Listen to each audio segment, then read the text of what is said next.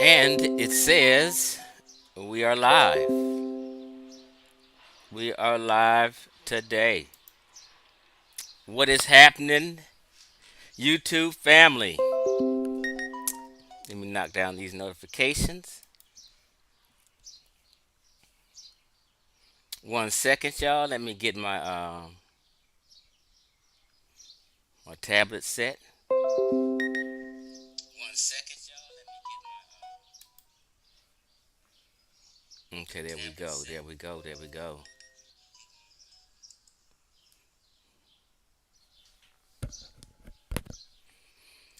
First of all, before I start to talking and running my mouth, let me get a number 7. If you guys can hear me well, the 8 that are tuned in so far, let me see a number 7. Lets me know my audio is clear right now.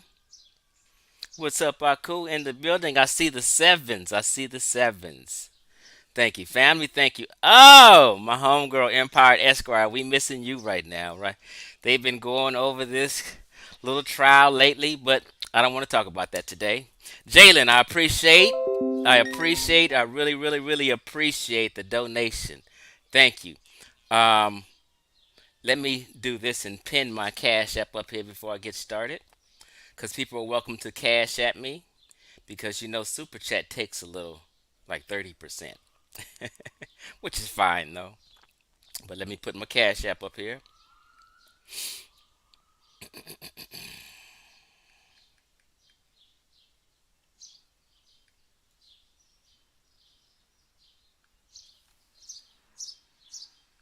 Let me pin that sucker. Bammed. We are pinned. Wow, I got 40 people listening already. How's everybody doing? So, we're gonna get started probably about 6:06, right? And I'm just going to play a song, and then as soon as this song ends, we're gonna go in. Okay? Let's go, family.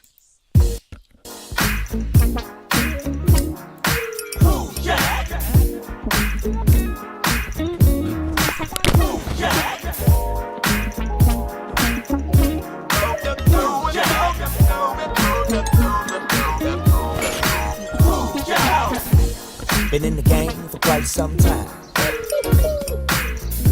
writing words and spitting rhymes, listen up verbs and dropping dope lines. I'm here to take my shit back, motherfucker gon' give me what's mine. Ow. You wanna do what I do, you gotta do what you do. You wanna talk the way I talk, you gotta talk. You wanna walk the way I walk, yeah. But you can't, so you might as well stop. Try. Who's Jack? Who's Jack? Who's Jack? Who's Jack? Who's Jack? Who's Jack? Who's Jack? Who's Jack? Who's Jack? Do you wanna know? Do you wanna know where is Jack? I can tell you something about Jack. Really well for real, baby. And we show you Jack. You like the stylish clothes I wear? Hold up, bitch, don't touch my hair. Don't touch my hair, girl. You smell the fragrance of my cologne through the air. A bona fide Mac. Know what you know about that, Jack? You wanna do what I do, you gotta do what you do. You wanna talk the way I talk, you gotta talk. You wanna walk the way I walk, yeah. But you can't, so you might as well stop. Try. Who's Jack? Who's Jack? Who's Jack? Who's Jack? Who's Jack?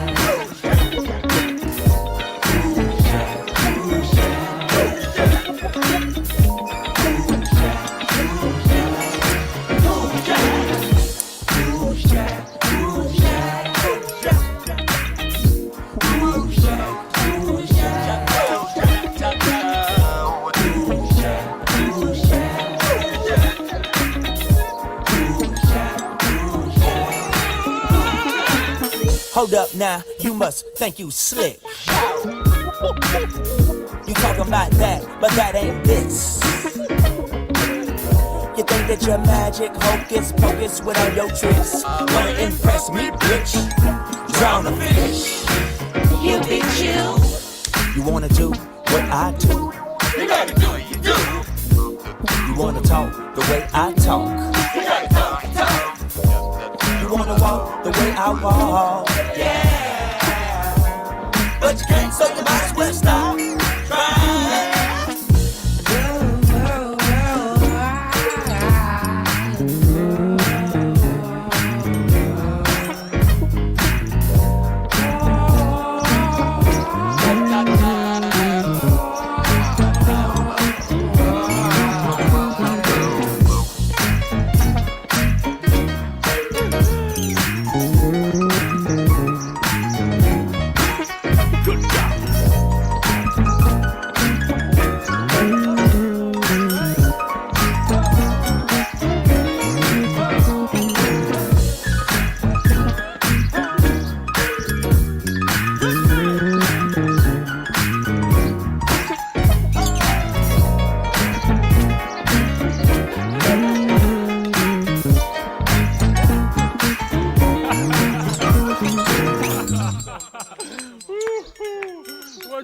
What you like, bitch? You don't know Jack. You don't know Bruce Jack, bitch. What you like?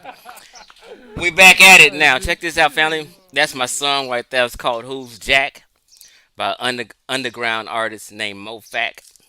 But he made some funky shit, right? I just love that song. It's called "Who's Jack."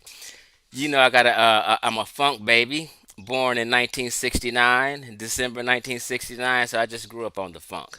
I appreciate the donation, so Snow Christ, and also you, Jalen. Really appreciate it. So, shout out to Dario, Yusuf Ben Israel. Some of these names I cannot pronounce. Ut Nip But Thrat Thrat. I cannot pronounce that. DDM, the DNA of life. Jason, E. Bizzle, Kanya's, Snow Christ, Donnie Williams, one of the OGs up in here, right? Earthquake, Sama, Jason, JMC, Aku, the homie Aku, Astro 87, Fushi's Fact, Abdullah, Armchair Philosopher. I love you, bro. JBR, Randy, Just a Thought, you know what I mean? Gustavo, Eli, Kemet Queen, RBG, Rakim, Real. I mean, if I left somebody, oh, there go my girl, Miss Empire Esquire podcast. We need you right now. I need you to do a clip on the latest of the trial. Please do that for me, Empire Esquire. Also, people should subscribe to the Empire Esquire podcast. Right? She's a real attorney, a credentialed person in the community, right? And she puts together some educational law material for you guys. Okay. Dr. Banu was up in here. Pooh. All right. All right. All right. Marche is up in here. Marche B.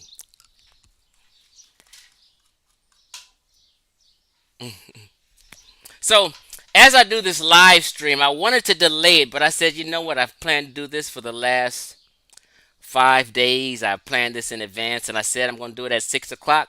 So, I'm going to do it at 6 o'clock, right? So, there were some other hot live streams on, and a group of people who usually maybe tune into my live stream, but they're tuned into a few other live stream. One guy's 1,500 people listening because this is a hot topic right now.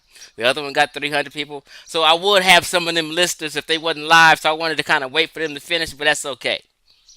Today, this video presentation is debunking Black Egypt. Roll with me. It's going to be a meticulous presentation.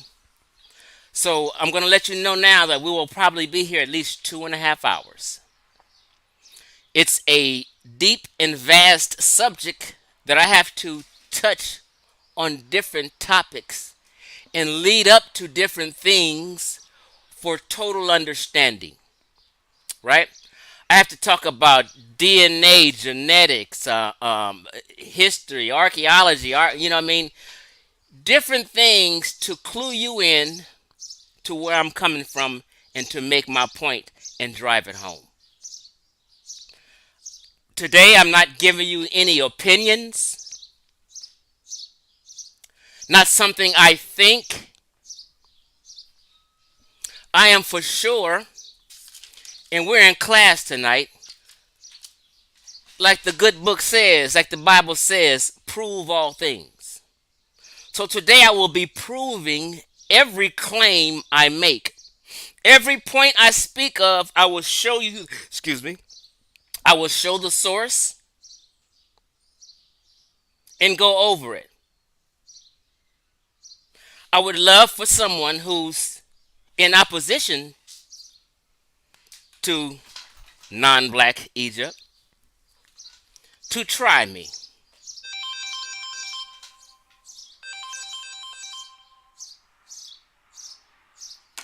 Okay? This presentation is dedicated to the gatekeepers that are holding true knowledge back from you to push their agenda. Corey McKinney, man, I thank you, bro. I really appreciate you, and I thank you for the donation. Thank you, bro.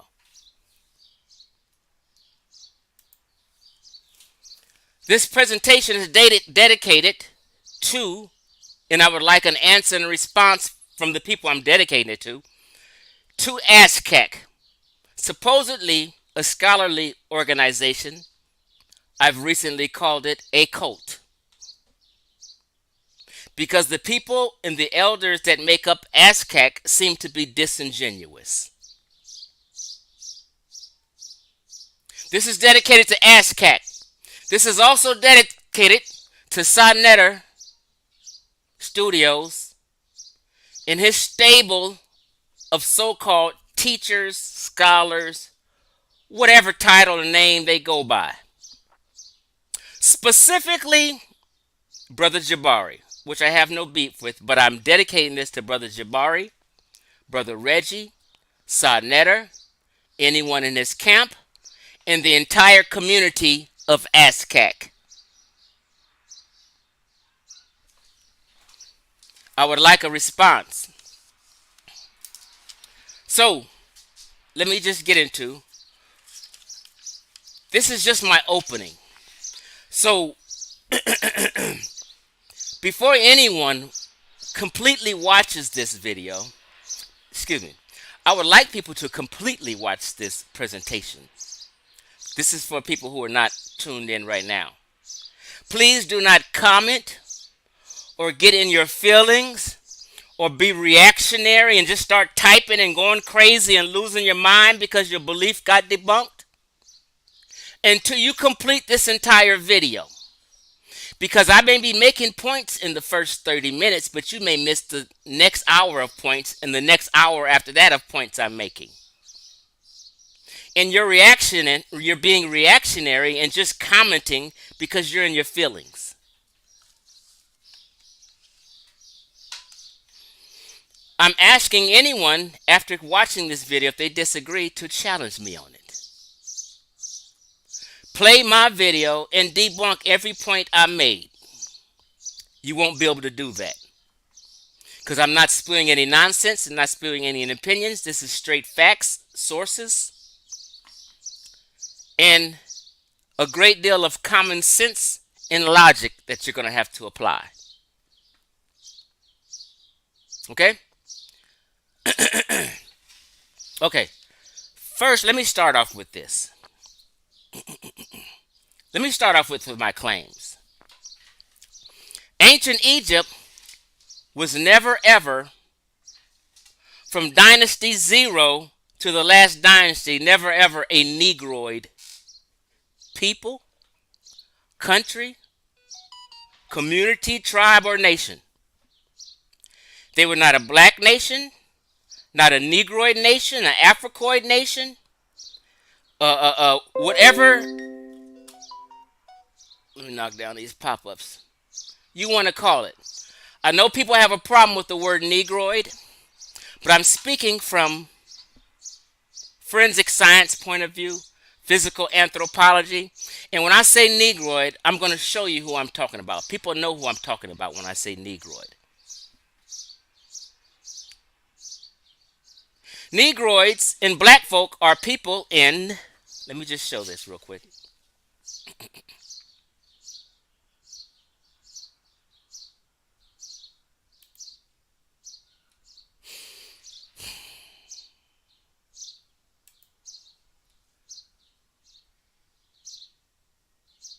Let me make sure it shows on my screen.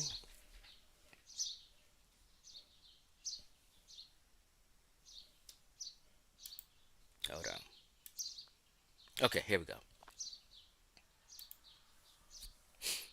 Let me make sure it pops up on the tab. Okay, there we go. Okay, black people. When I say black people, this is what I'm talking about. Let's just be clear before I get started.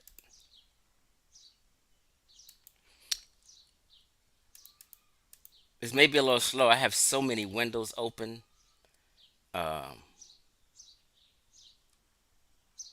and it looks like it's real slow right now. Okay, wait a minute. Black people. Hope you guys can see. I'm talking about people of Sub-Saharan Africa and those people in the diaspora. I'm not speaking of Pacific Islanders. I'm not speaking on Dravidian people. I'm not speaking on Negritos in the Philippines. I'm not speaking on the Adam and East Island people, which is just a group of 400 people. Let's just read what it is. Black. It is most commonly used for people of sub-Saharan African ancestry and the indigenous peoples of Oceania, though it has been applied in many contexts to other groups and is no indicator of any close ancestral relationship whatsoever. Indigenous African societies do not use the term black as a racial identity outside the influences brought by Western cultures. Okay? Let me remove that. So my claim is Egypt was never a black nation or country, not a negroid nation or country. On top of this claim, there was never, ever, ever in the history of mankind a negroid tribe or nation that was ever indigenous to North Africa, the Levant, the Near East, Europe, or the Caucasus. And I have been offering $100 if someone come up with an answer of a negroid or black tribe in those areas I named. Besides Nubians hanging on the border of Egypt. So this was another answer people came up with, was Nubians. I'm not speaking of Nubians. I have Sudan and Nubians in the category as East Africans. You guys can put them in North Africa if you want to. This is why I'm saying besides North Africans. Never indigenous. So what I mean by indigenous is, let's use the example of the Native Americans who came through the Bering Straits, through Alaska, into Canada, down into the United States, Mexico, down into the Brazil. All of this we call the Western Hemisphere. The Native American type, who was of the genetic type of East Asian, came in through the Bering Straits in the land bridge and populated slowly the entire Western Hemisphere from Alaska on down to Brazil. These are people who came to an empty and a barren land that was not inhabited, and they set up camp there, and their culture was born. That's what I consider a people indigenous to a land. Nobody was there before they got there. You know how we know? Because there was an ice age, and you can look it up if you don't believe me. It was called the Laurentine Ice Sheet. The Laurentine Ice Sheet, 20,000 years ago. When it melted, that's when the Native American type came in because it melted and they were able to come in and they populated it. They couldn't live in an ice age on an ice sheet. They came in when it melted. You can look that up. So the Native Americans are indigenous to the Western Hemisphere and to the Americas. This is why right now they don't have Columbus Day per se no more. They call it Indigenous Day. My people are from Western Central Africa, and we're indigenous to Western Central Africa. We're not indigenous to the Americas. Now, I can use terms as in Chief X is native to California. Native to California means I was born in California. But my ancestors in my distant heritage are indigenous to Western Central Africa. Not the Western Hemisphere. My other claim is there was never any kinky, nappy-haired people, any negroid type in the entire Western Hemisphere until Columbus explorations and the transatlantic slave trade. They never were here, period. Now,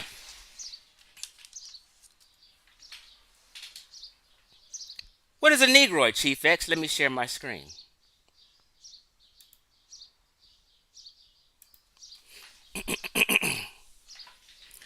Let's be clear. Let me blow this up so people can see it. As you see the map of Africa on the right, Sudan is in East Africa. You have East Africa, Central Africa, West Africa, Austral Africa. Austral is another word for South Africa. Okay?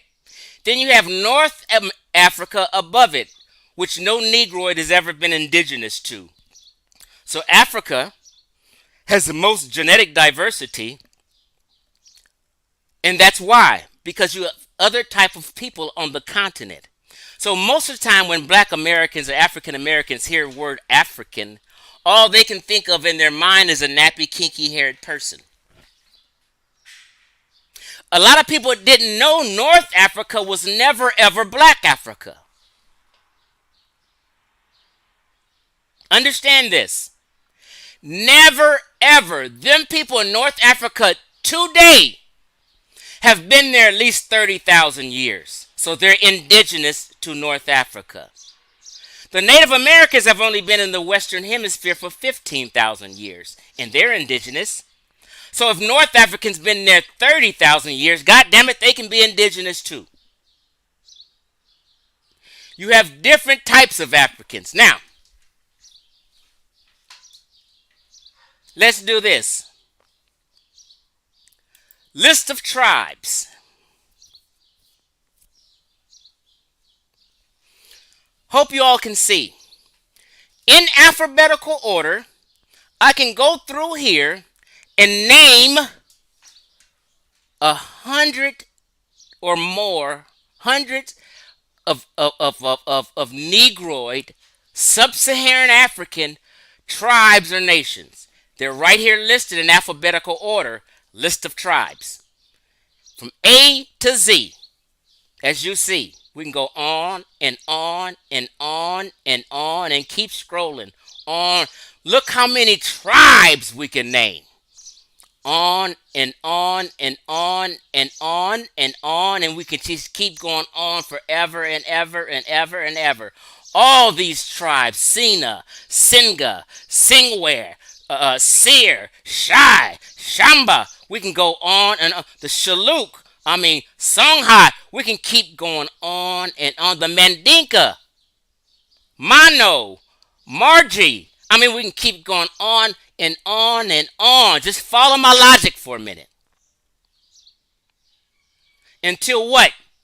we get to the bottom right here and it says Zulu.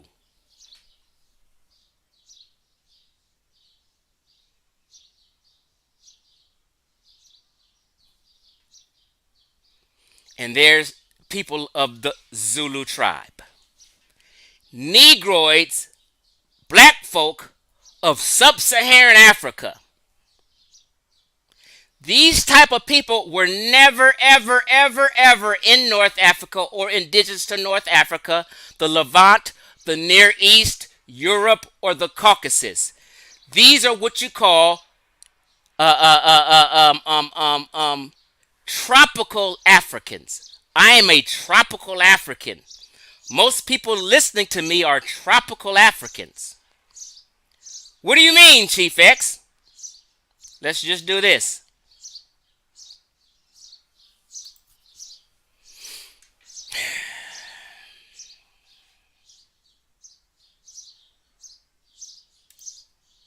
Things are a little slow. Bear with me. I'm waiting for this little arrow to pop up so I can slide by. Hold on.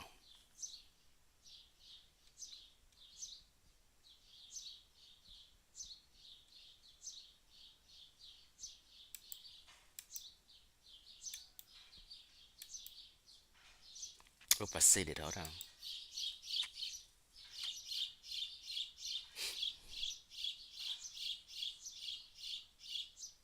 There we go. What do you mean by tropical African, desert African, arid African? Here's a climate map, right? And as you see, Nigeria and Ghana is over here where my hand is, in the light blue areas. Light blue, as you see, is what? Tropical rainforest, tropical monsoons, tropical savanna, right? And the red is arid desert, right? Let's be red. So in the red, you see all in the Sahara and half of North Africa is arid Africa or desert Africa. I'm a tropical African. Don't disrespect me and call me anything other than a tropical African. Don't call me a desert African or an arid African. I'm not that. Black kinky haired people are not that. We are all tropical Africans. Okay? Do you understand? So it's no secret that you see a lot of North Africa, the Sahara Desert, and the Horn, which they call people over there in Ethiopia and Eritreans and Somalians, they call them Horners because they're in the Horn of Africa. It's red over there too. There are different people than you. Horners have a lot of Arab DNA. They're a mixed group of people. Somalians, Eritreans, Ethiopians, and shit like that. Right? So let's move forward.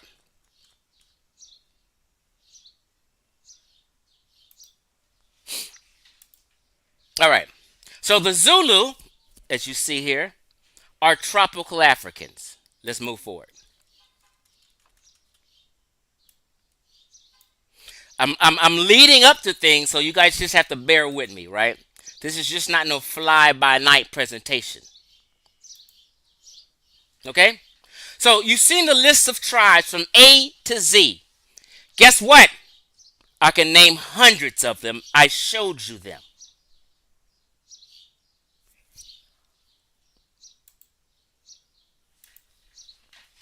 All I asked people to do was to name one negroid tribe that was indigenous to North Africa, the Near East, the Levant, Europe, or the Caucasus. And you guys in 2 years have not came up with one name of a tribe or nation indigenous to those areas. You guys have failed miserably. 3 answers were given. One was the taboo, and some crazy fool said the Colchians, and we know they're hardcore Caucasians and they weren't Negroid people. The taboo was a nice answer and nice try, but the taboo are central Africans. And on top of that, there are nomads. A nomad are a people with no homeland. So no, they're not North Africans. They're Central Africans. Okay? So everyone pretty much failed and cannot think of a name one. And I just showed you hundreds of Negroid tribes.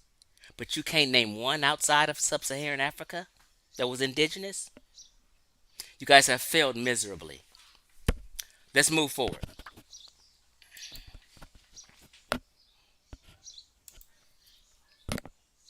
Now,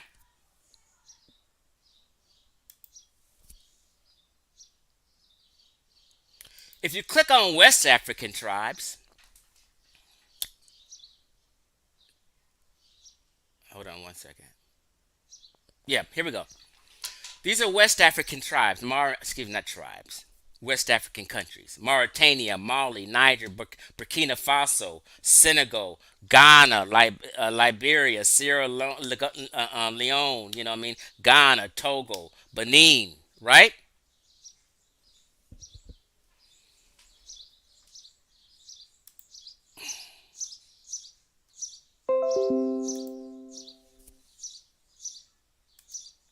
And we can visually show all these people. You have the Afar. These are Negroid tribes, if you didn't know what a Negroid is.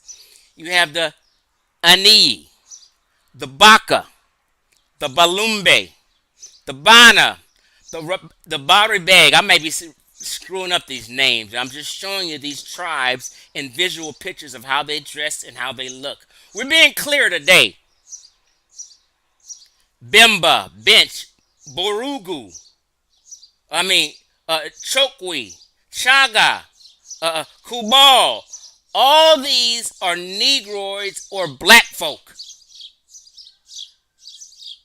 Let's not be confused no more. I know Negroid is an outdated term. I get it. I still like to use it because it makes a point. Because people began to act like they didn't know what black was no more and thought I was playing some kind of skin color game. Let me show you what I mean real quick, y'all.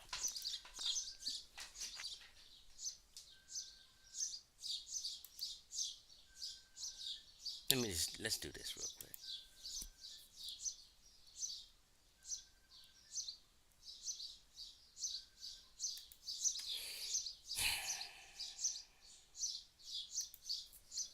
One second.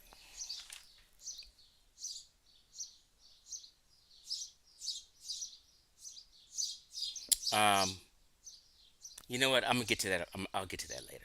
Excuse me, y'all. Okay. So all these Negroid tribes and images of them. This is black folk. This is Negroids. These are people that were never, ever, ever, ever indigenous to North Africa. Egypt is North Africa. Right? Let's move on. I'm just making it clear of who I'm talking about. Then you can go to historic tribes.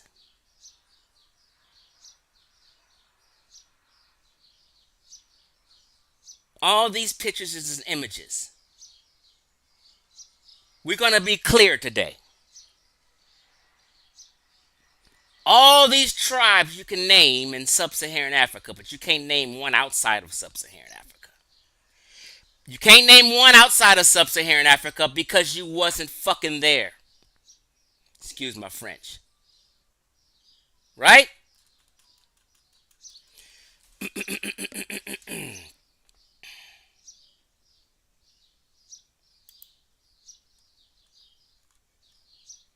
And we've been through all the different Sub-Saharan African countries, right? And guess who's under here as Sub-Saharan Africa? Sudan, right here. Okay. So far we clarified that we are tropical Africans, not desert arid Africans.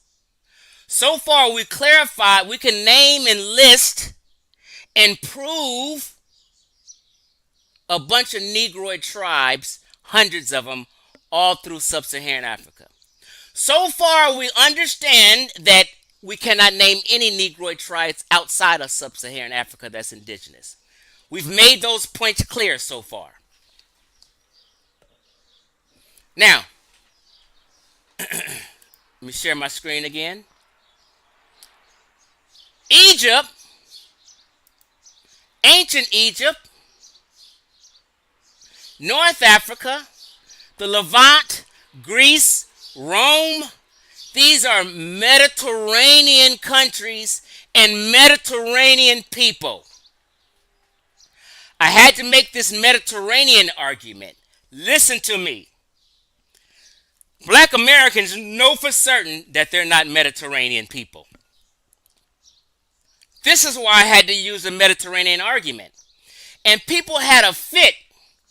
They didn't know ancient Egyptians, modern day Egyptians, and all North Africans, people from Greece and Rome. That's why Greece and Rome invaded Egypt and they conquered Egypt and ruled Egypt at a point. Because all these Mediterranean people have been getting down with each other for thousands of years, trading with each other for thousands of years. Ancient Egypt is Mediterranean people and a Mediterranean culture. Let's read. Egypt, officially the Arab Republic of Egypt, is a transcontinental country. And before I continue reading, transcontinental means you can be three things at once. You can be African, you can be Asian, and you can be Mediterranean all at once. Nubians can't be that. The Kushites with a K are not Mediterranean people.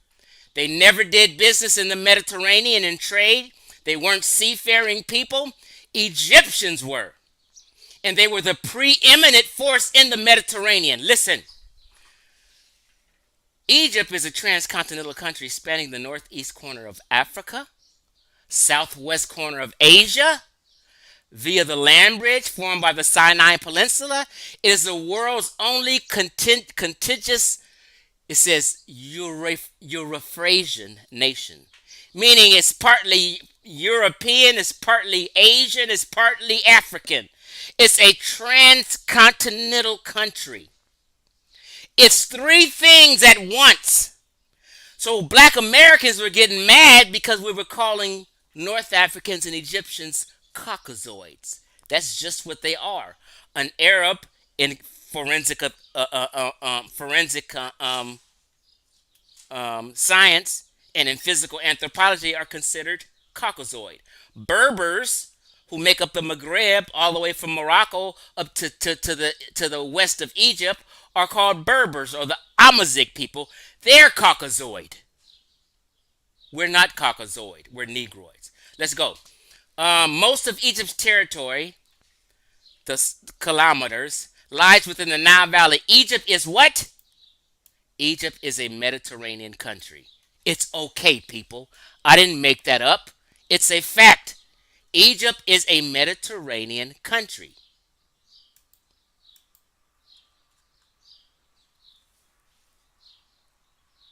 Let's move on.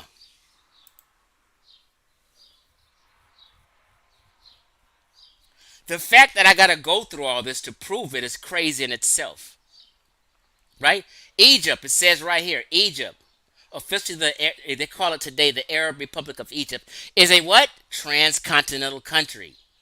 Spanning the northeast corner of Africa, the southwest corner of Asia, bordered by the Mediterranean Sea, the Gaza Strip. I mean, it's what it is. It's close on North Africa. It's right on the Mediterranean coast.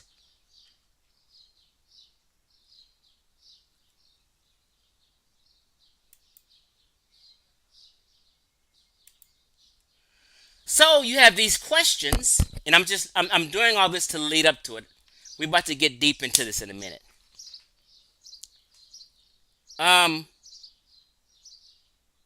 What do Egyptians call Egypt is this question. Is this necessary? Let me see.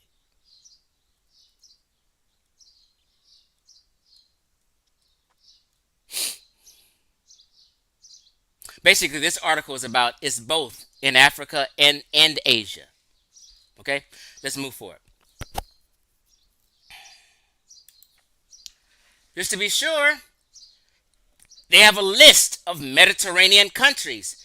So did Chief X make it up and say Egypt, ancient Egyptians and Mediterranean? I didn't make that up. It's just the reality. And of those places, northern African coast from east to west, Egypt is a Mediterranean country. Libya is a Mediterranean country. Tunisia is a Mediterranean country. I interviewed this guy from Tunisia. He sells what? Mediterranean food, and it's written on his packages. Algeria is a Mediterranean country. Morocco is a Mediterranean country, right? Italy, Spain, Greece. These are Mediterranean countries. It's okay, people. Let's move forward.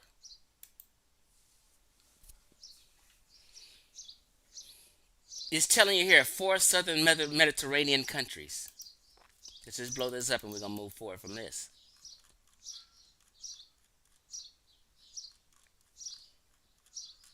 I didn't pass the damn thing up.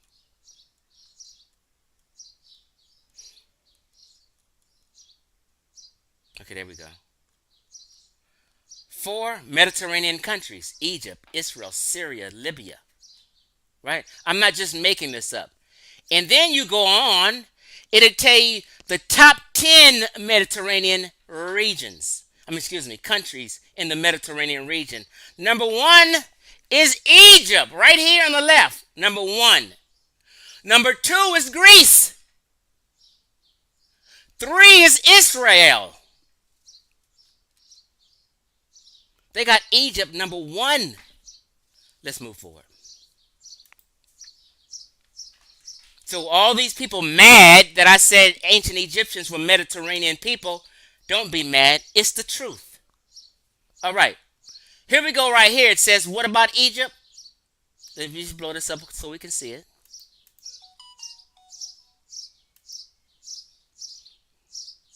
Ancient Egypt was the preeminent civilization in the Mediterranean world for almost 30 centuries. From its unification in 3100 BC to its conquest by Alexander the Great in 332 BC. From the Great Pyramids of the Old Kingdom through the military conquest of the New Kingdom, Egypt's majesty has long entranced archaeologists. It's telling you right here, not that they was just hanging around in the Mediterranean or just a little small part of it. It said they were what? The preeminent civilization in the Mediterranean world for 30 fucking centuries. You goddamn right. It's a Mediterranean country with Mediterranean people. They're also African people. The modern day Egyptians that you see right now in North Africa and Egypt are the ancient Egyptians. They never left or went anywhere. They never told you they left or went anywhere. Niggas has just been lying on them. Talking about they disappeared and they ran all into West Africa. All of them is lies by them elders in Aztec.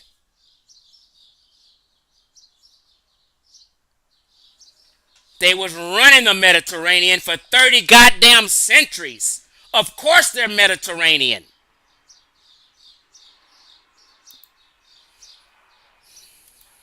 Come on back to me. How everybody doing? Oh, we got a ways to go. Hold on.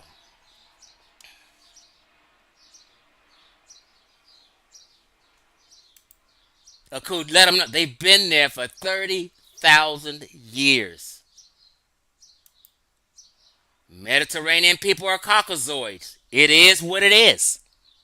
Get over it, black Americans. You're not Caucasoid, you're not Mediterranean, and you know that for a fact. That's why I had to bring up the Mediterranean argument that nobody ever touched on. Okay. Let me just read a few comments. What's happening? Uh, Thanks, Knight Rider.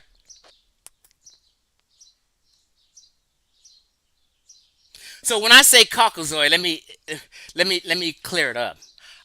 I'm not. I can say Caucasian, but people get this terminology confused. When I say Caucasoid, I'm not talking about people in England, Sweden, Germany, and France and Britain and the UK. I'm not talking about them people. I'm talking about Caucasoids, people from the Caucasus area. You know what I mean? The Black Sea. You know what I mean?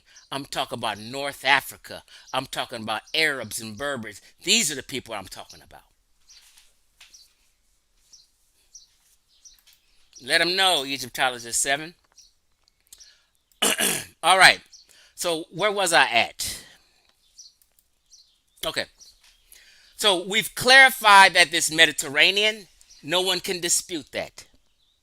That they're Mediterranean people, no one can dispute it. I showed and proved. If you disagree, you just displaying bad behavior. You have not named not one negroid tribe outside of Sub-Saharan Africa. There's nothing you can do with that information. Chief X is on point about it. Egyptians are North Africans. Egypt is only 17% Arab. See, black Americans just don't understand or know the difference. But Egypt is only 17% Arab. The people there are Egyptian or North African or Coptic. It's some Berbers there or Amazigh people there. They're not all Arab people. Now, it's full of Arab culture, and they've embraced Islam, the religion brought to North Africa by Arabs. But people in the Maghreb, when I say Maghreb, just think from Morocco all the way to the west end of Egypt, or to where Libya ends. That's the Maghreb. We consider them people Berbers, or the more proper name, Amazigh people. They've been there forever. Let's just do this real quick, since I mentioned the Amazigh people and the North Africans. Hold on.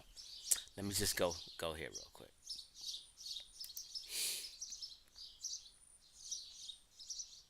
This would be a great video to play right now.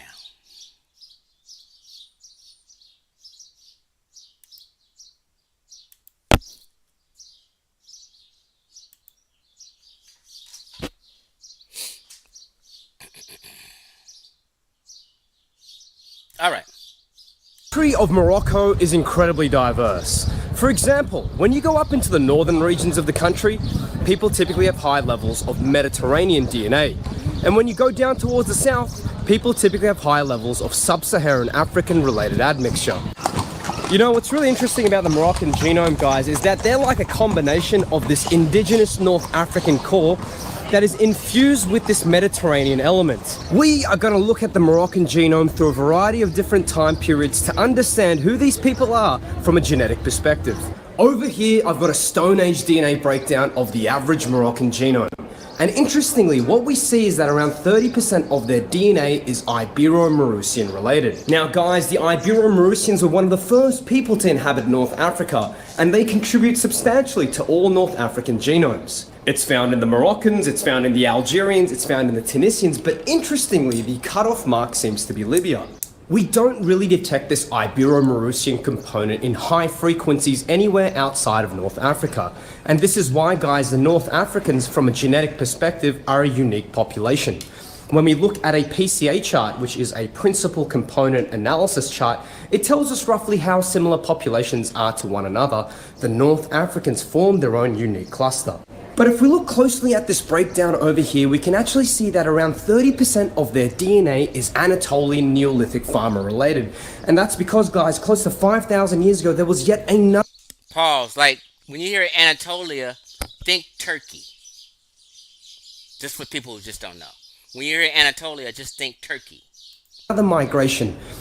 actually see that around 30% of their DNA is Anatolian Neolithic farmer related. And that's because, guys, close to 5,000 years ago, there was yet another migration. This time, it was characterized by agriculturalists who originated in Anatolia, who migrated all across southern Europe and actually entered into Morocco via Spain. This Anatolian Neolithic component is a distinctive Mediterranean signal. That's why at the very beginning of this video, guys, I stressed that the Moroccan genome is effectively an amalgamation between this indigenous North African element infused with a Mediterranean genetic influx. After the Neolithic, Morocco Y'all not Mediterranean, it's okay. faces infused with a Mediterranean genetic influx. After the Neolithic, Morocco faces a long period of genetic isolation. And it really isn't until the Bronze Age where we start to see additional genetic input. Examples of cultures which influenced the Moroccan genome at this time period include the Phoenicians, who eventually set the foundations of Carthage. By doing so, we start to see an additional influx of Levantine-related ancestry within the North African population. You also had the expansion of the Roman Empire during the Iron Age. Guys, we have to take into consideration that the Roman Empire was an incredibly cosmopolitan society. You had groups from all over the Mediterranean integrating and mixing with one another. That's why when many Moroccans do DNA tests, they actually get components of Italic or Italian-related ancestry, which can be traced all the way back to the Roman era. Now, a question that I get asked a lot is, are Moroccans Arab? And in order to be able to address this question genetically, I'm going to compare an Arab Moroccan sample to an indigenous Amazigh sample. And what we see as a general rule of thumb is that Arab Moroccans have higher levels of Natufian-related DNA. Natufian DNA is the genetic component that's found high in peninsular Arab populations. 2 more minutes and we're through with this one and we're gonna move on. 2 minutes. So from a genetic perspective, there are some differences between the Amazigh and Arab populations in Morocco, but for the most part, they demonstrate more similarities than differences. Guys, we have to take into consideration that identity is not just a function of genetics, but it's also a function of linguistics, culture, religion, as well as a slew of other factors. But again, from a genetic perspective, there are some small differences. Now, obviously, the Arabian component found within Moroccan Arabs comes during the Islamic expansion in the 7th to 8th centuries. But interestingly, it's also during this time period where we start to see the elevation of Sub-Saharan African related ancestry amongst many Moroccans. It's during this time period where the African slave trade started to take into place. That's why when we look into the genetic breakdown of many Tuaregs, which are Amazigh groups that live in countries like Mali, they typically have high levels of this Sub-Saharan African. Pause, let me pause. This is an image of a Tuareg. I did a whole video on Tuareg about 5 years ago. They're an outlier Berber or Amazigh tribe. They're a nomadic people. And Tuareg took on, I used to call them gangsters of the Sahara Desert, right? A lot of times you had to go through them doing trade and business, right? So Tuareg took on Sub-Saharan African slaves, more so women, right? And the white Moor, because a Moor is an Arab or Berber, right? So the white Moor took on Sub-Saharan African women as concubines and servants and slaves. So they had children over generations with them, and their children had allegiance to who? Their white Moorish daddy, or their white Arab daddy, or their white Berber daddy. So the children, a lot of times the black Americans see Tuareg, oh, they're all some black folk. No, a lot of the black folk are mixed mulattoes like this one, because of their African mama and their Arab dad or their Berber dad. And this is how they are. But the Sub-Saharan African component came through trade and slavery, not from being their indigenous Related DNA. Now, the last major migratory event to impact the Moroccan genome actually occurs during the Reconquista. For more than 800 years, Spain was under Muslim rule. And what's interesting is that the majority of people that were practicing Islam during this time period were very genetically similar to the modern day Spanish. Spaniards. As a matter of fact, we've got DNA samples from the Morisco, who were Muslims that had recently converted to Christianity. And when we look at their genetic breakdown, they're very genetically similar to the Spanish from the Canary Islands. During the Reconquista, many people who practiced Islam were exiled into North Africa. But not only that, at the end of the Reconquista, the Ottoman Empire was growing in influence, and the Spanish government pretty much freaks out. It's afraid that all these recently converted Christians are going to do an uprising and rebel. So what it does is it forcibly exiles close to 200 to 300,000 Morisco into North Africa. That's why when we look into the DNA breakdown of many Moroccans, a lot of them have elevated levels of Iberian-related ancestry, which can be traced directly to the events caused by the Reconquista. There you go, guys. For the most part, these are the key migratory events that impacted the Moroccan genome. Obviously, there were a slew of migrations that I didn't cover, like the Vandals or the Sephardic Jews, but for the most part, we can use these migratory events as the basis of the Moroccan genome. And guys, the inspiration behind this video is I'm currently here in the lovely Spanish city of Sevilla, the lovely southern Spanish city of Sevilla. Hola, amigo, ¿cómo estás? Yeah. And you know, I was inspired to make this video, guys, because I'm only 300 kilometers away from the northern Moroccan city of Tangier. So you know. So yeah, somebody made a comment about how Spain. Yeah, Spain is right next door to Morocco. You can swim from Morocco to Spain. So some Moroccans speak Spanish. You know what I mean? They have genetic similarities. They've been doing business and trade forever. I'm talking these Moroccan and Amazigh and Berber people have been there for 30,000 years. Negroid type have never ever been there. I think after these travels, I'm going to actually migrate into North Africa for a little bit and document the culture there. And as always, guys, if you've done a DNA test like MyHeritage, 23andMe, Ancestry DNA, and you're interested in having your ancient ancestry analyzed, I offer comprehensive DNA analyses where I can tell you all the ancient civilizations you're related to dating back to the Stone Age. So if you're interested in having your DNA analyzed, make sure you check the link out in my bio. I'm going to enjoy the rest of my day here in Sevilla, so on that basis, buenas tardes from Spain. Yeah. All right, so this is what we're going to do now. We're going to take a step from Morocco and North Africa all the way to Nubia and some Nubian and Egyptians relations.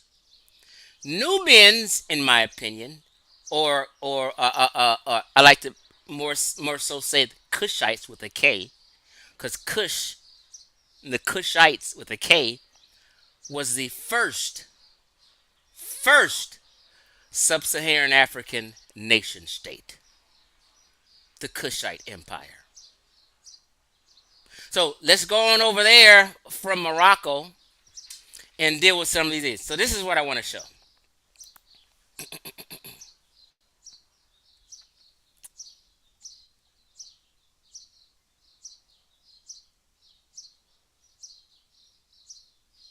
Hold on. Bear with pimping.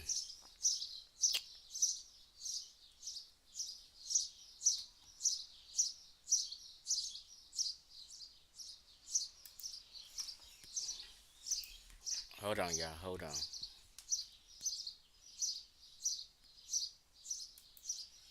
Hold on.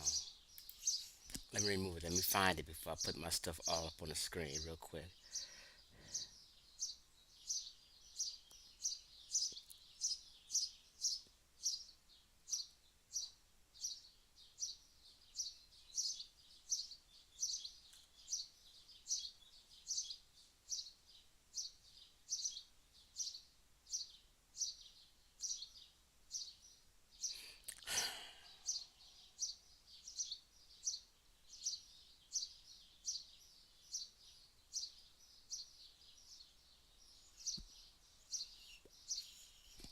Okay, hold on. Okay, here we go. I got so many damn screens up. I'm trying to find the right one. Let's do this.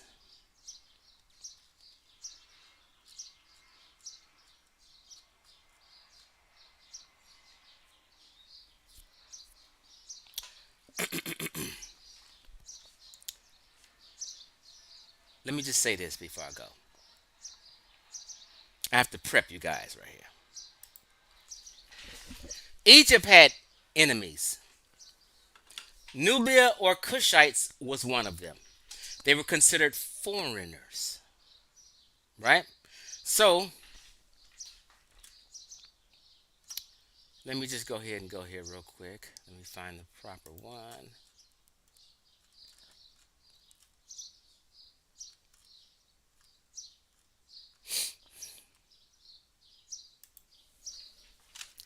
Pardon my unprofessionalism.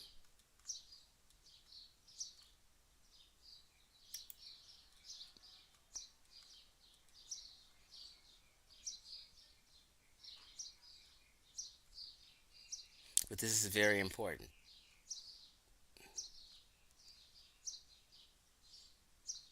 Hold on, y'all.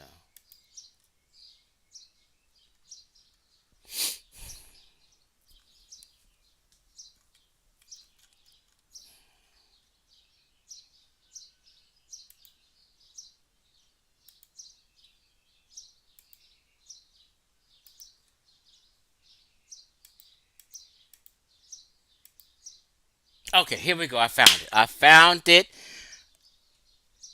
I found it. Okay, let's do this then. Let me share my screen.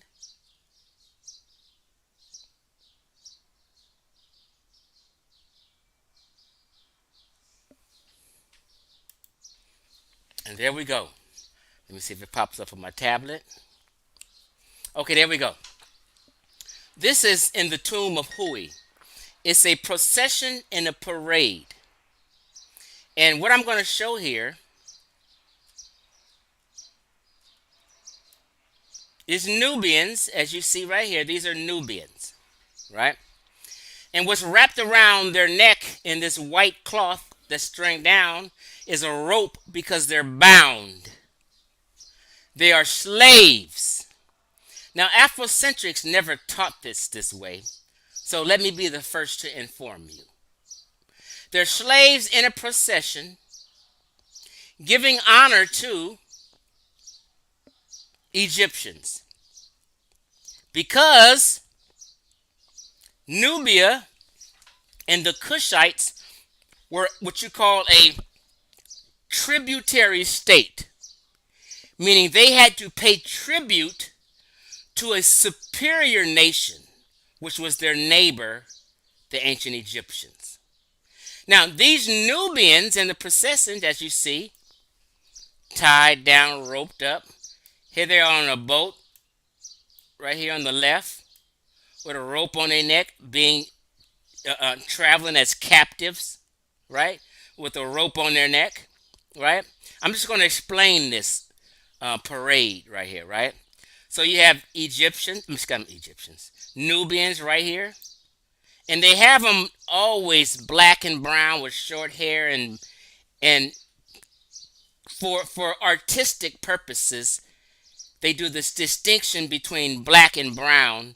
Just I forgot what you call it, the artistic, but that's just how they represent them. So guess who they're bending down and bowing down to? They're paying homage, and I'm going to show all this. They're paying homage. They're in a sense worshiping and giving honor by bringing gold and trinkets and animal skins, ivory, and luxury items that they're bringing. And they're doing all this and honoring and bowing down to who? Chief X, to the Caucasoid, right here, King Tut. See, King Tut is not black and brown like that on this original piece of art. He's not black. He's not negroid. The ancient Egyptians and the pharaohs weren't negroid. The only negroid pharaohs was the 25th dynasty.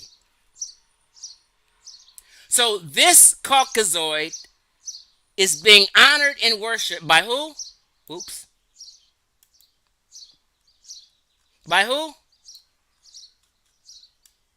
These Nubians bowing down and buck dancing and going on.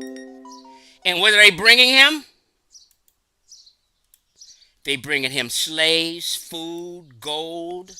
Yes, I said slaves, captives.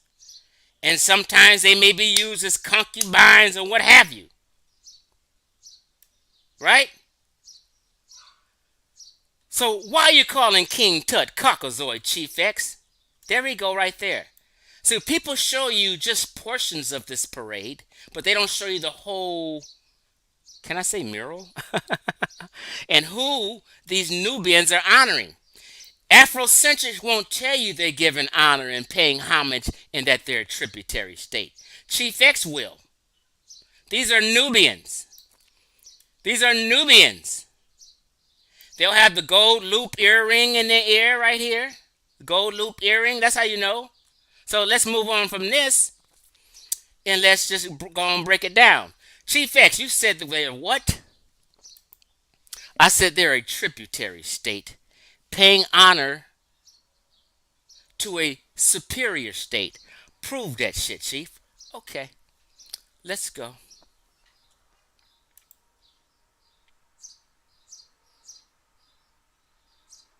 Real quick, hold on. This is the wrong page.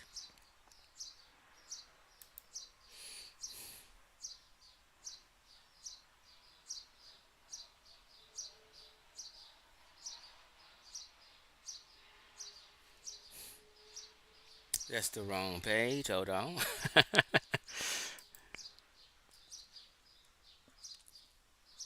Well, let's just do this. Here we go. Okay, I got it.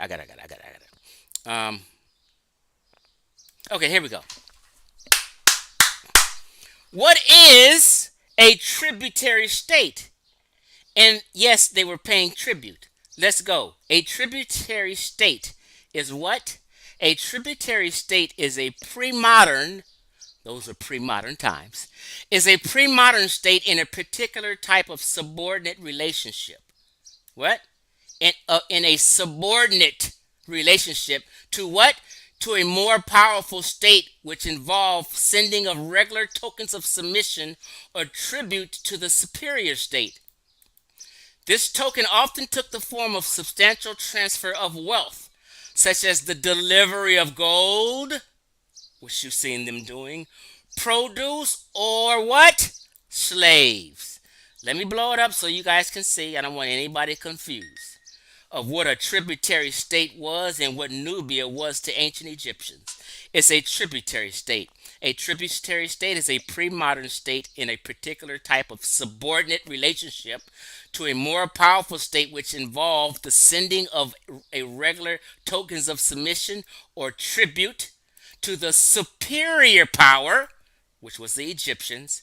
This token often took the form of substantial transfer of wealth, such as delivery of gold, produce, or slaves, so that tribute might best be seen as a payment for protection money. So what happens is they're on these boats as what? Captives. What does it say to the left? Boat carrying captives from Nubia in the tomb of Hui. These are captives in this art piece with a rope on their neck. Explain further, Chief X. Okay. Here we go right here. Let's just go to page 1 of this. What does it say, Chief X? This is explaining the entire tomb of Hui and the parade and the procession and the slaves. It's showing you right here. So, we go down. Let me just read this so you can understand.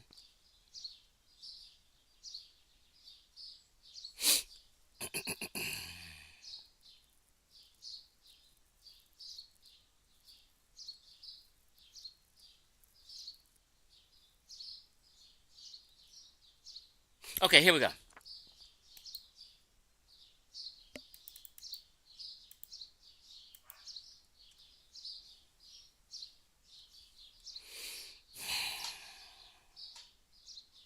Okay, so it says this is Egypt and Nubia in the 18th dynasty. We will discuss much about Nubia in the pages that follow, so an introduction to the subject seems useful. Okay, so we move on.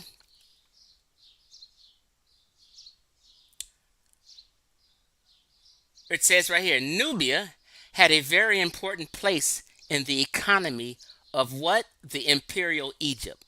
Imperialism. Nubia had a very important role in the economy of the imperial Egypt, as it as it was its main gold provider. Can y'all see this? I'm gonna read it to you. I won't misread, but let's just blow it up so we can all read together. Okay. Nubia had a very important place in the economy of the imperial Egypt, as it was its main gold provider. Run that gold. They didn't care about none of that. Run us that gold, especially from the country of Wawat. Nubia was also a what? Slave labor reservoir, and provided valued archers for the army and for police troops. So when the guy named Smash Rockwell talk about the archers and the police and the Magi who was the police, they basically were servants for Egyptians. They weren't Egyptians, they were servants for Egyptians. Right? Let's just read this again in case you just misread. Nubia had a very important a very important place in the economy of imperial Egypt, as it was its main gold provider, especially from the country of Wawat. Nubia was also a slave labor reservoir and provided valued archers for the army, for the police troops. And it's telling me they call them the scarred. Because right here, I don't know if you can see this picture clearly.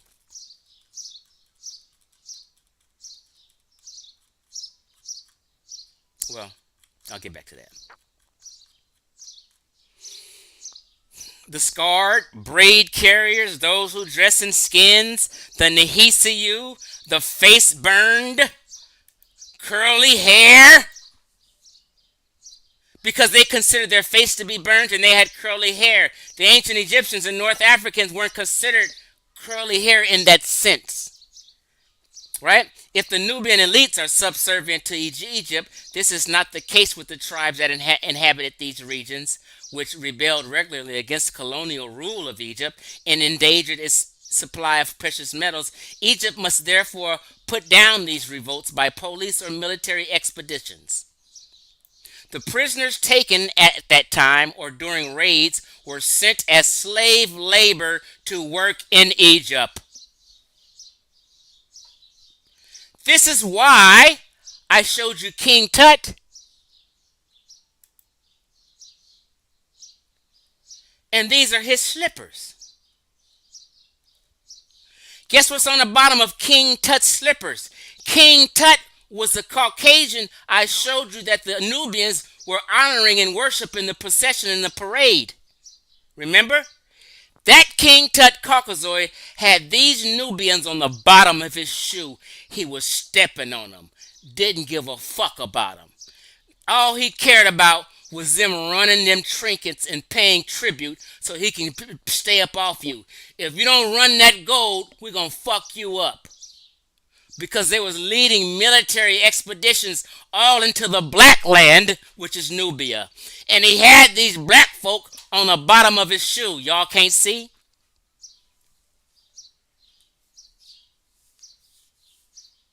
Let's make it bigger.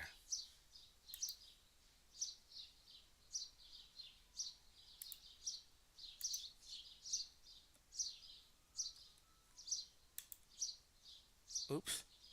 Well, yeah, them the shoes. I mean,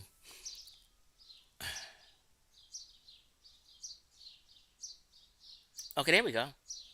King Tut sandals. Guess who's on them? A negroid and a Asiatic. Because to the ancient Egyptians and King Tut, who was punking these people for their gold, he put them on the bottom of his shoe because he was stepping on them. He didn't have that much respect for them. These are King Tut sandals.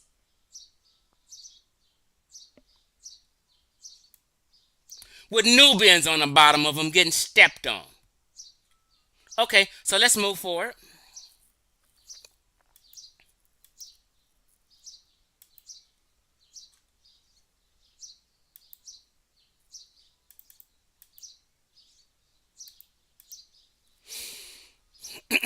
So here is when it said scar. They're talking about the scarification on the foreheads. This is how they depicted them.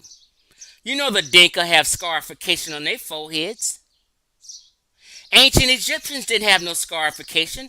North Africans didn't have scarification on their foreheads.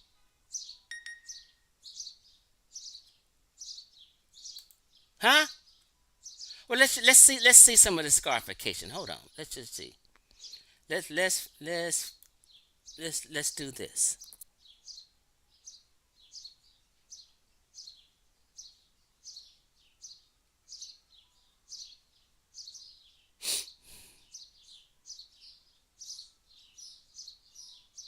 Where is it at? Where is it at?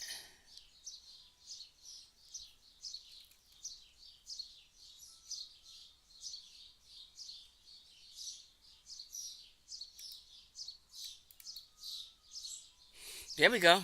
These are some Dinkas. Can you see the scarification on their forehead?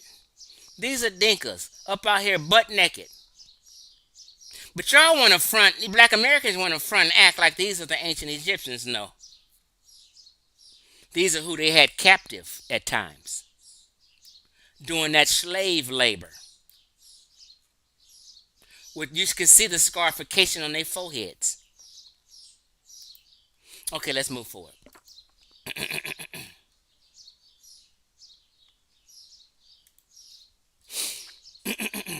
So, this website right here, OsirisNet, describes this whole scene and this whole parade and these Nubians paying tribute, right? So just let me make sure I prove my points. Let me just go through this, make sure I ain't missing nothing. Bear with me.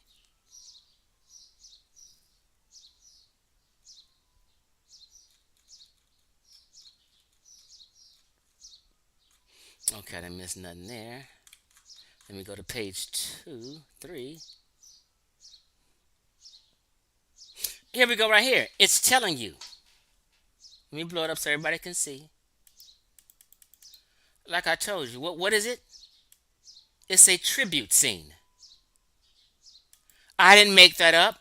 There's nothing ASCAT, Jabari, or any of these cats can do to refute anything in this presentation. This is exactly what it is. It's a tribute scene.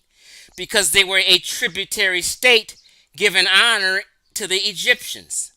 From the beginning of the Egyptian history, foreigners are considered to belong to the world of chaos. They consider the Nubians to be from the world of chaos. Ifset, which is the opposite of Mayat, are represented as what? Captives. They're bound and being trampled under the king's sandals.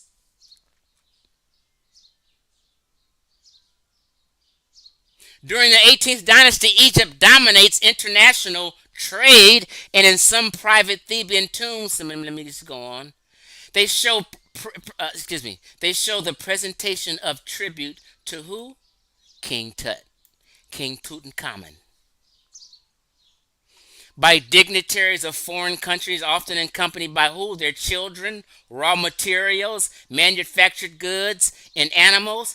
Listen, by who? Their children, raw goods, manufactured goods, animals? What are you talking about, Chief?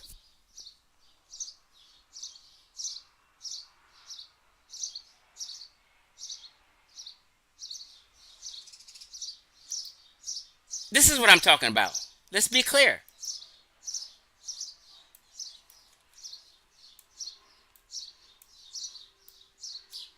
They're accompanied by their children. You don't see the kids right here?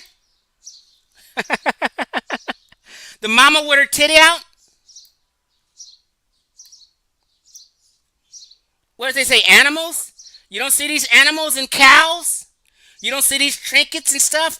This is explaining this. give up that ivory and gold and trinkets. Okay, let's get back. They're paying tribute, is telling you. They're accompanied by their children, raw material, manufactured goods, and animals. The magnificent exotism of these representations prevail over the accurate. Excuse me, I don't need to read all this. It's the tributes of Kush. There's tributes of Nubians. There's three different types of Nubians in that one procession. The tributes of Kush, guess what? Bring raw materials and, of course, what? Gold. Ivory, you've seen eggs, precious woods, ostrich eggs, feathers, panther skins, and exotic animals.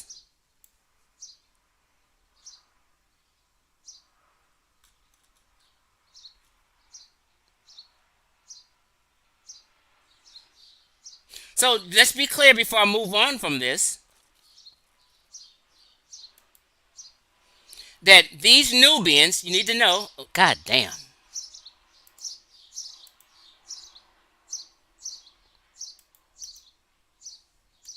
Okay, here we go.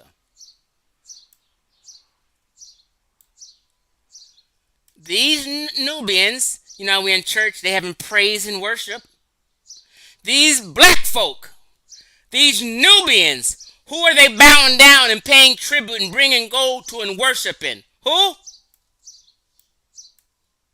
God damn it, I messed it up again. Right here. This Caucasoid named King Tut, who had them on the bottom of his shoes. He didn't have his own people on the bottom of his shoes. He had another people, some negroids on the bottom of his shoe. He didn't give a shit. Run him that gold is all he cared about. They wanted luxury items from Kush and from Nubia. Not anything that they really just needed. And they took them luxury items up into the Mediterranean because there was a preeminent force in the Mediterranean trading and doing business and was flossing all through the Mediterranean with gold, selling it all over the place after they punked the Kushites and the Nubians for it. Let's just be real. What is this one I'm running up on right now? Hold on, it's taking a while to pop in. Oh, there go another picture of King Tut. This is in the tomb. Found in King, Let's just move on to some more shit.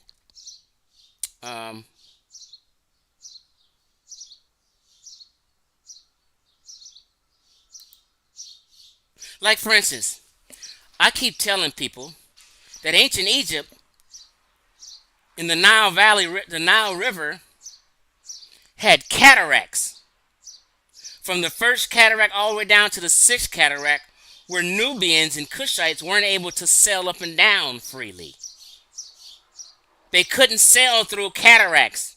Egyptians had free reign to sail up and down the Nile, all the way down to Aswan and to the first cataract. Well, listen, don't believe me. This is what I'm trying to tell you. It is what it is.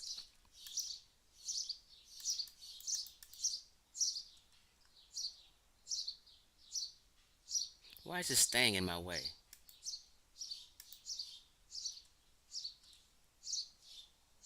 Right here it says Nubian Egypt began to realize that if they controlled what?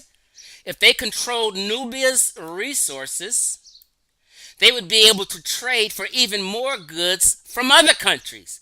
I told you they was running that gold all up and down to the Mediterranean.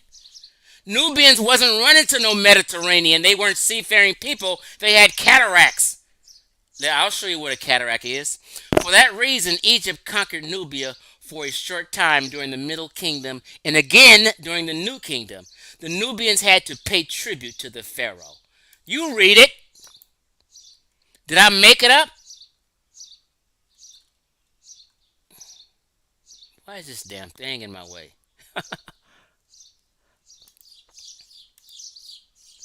Okay, it says right here. The Nubians had to pay tribute to the pharaoh.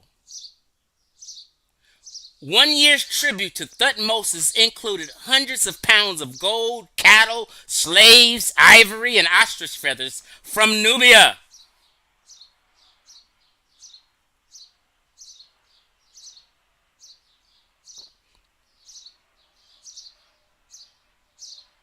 Okay, so, all right.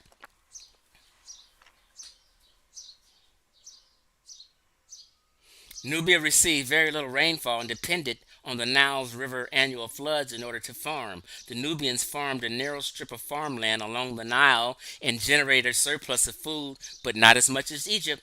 This caused them to generously grade gold, iron, and other products for eat grade. I think they meant trade. This caused them to generously trade gold, meaning they was generous with the gold because they needed necessities from Egypt. But Egypt didn't need necessities from Nubia. One of the necessities that they needed from Egypt was grain.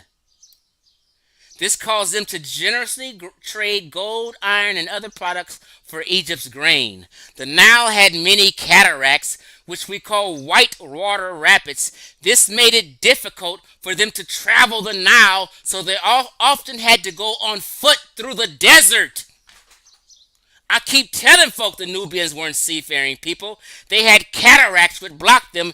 They had to get off whatever they was on and walk through the desert to different trading posts to do business with Egyptians. Well, let's just go on further into it. What do you mean, Chief X?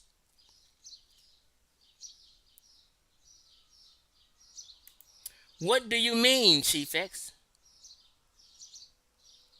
Well, let's talk about it.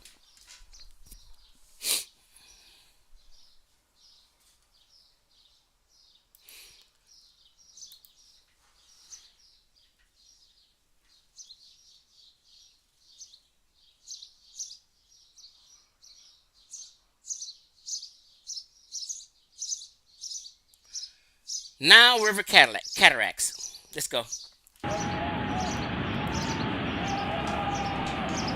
Yeah, me either.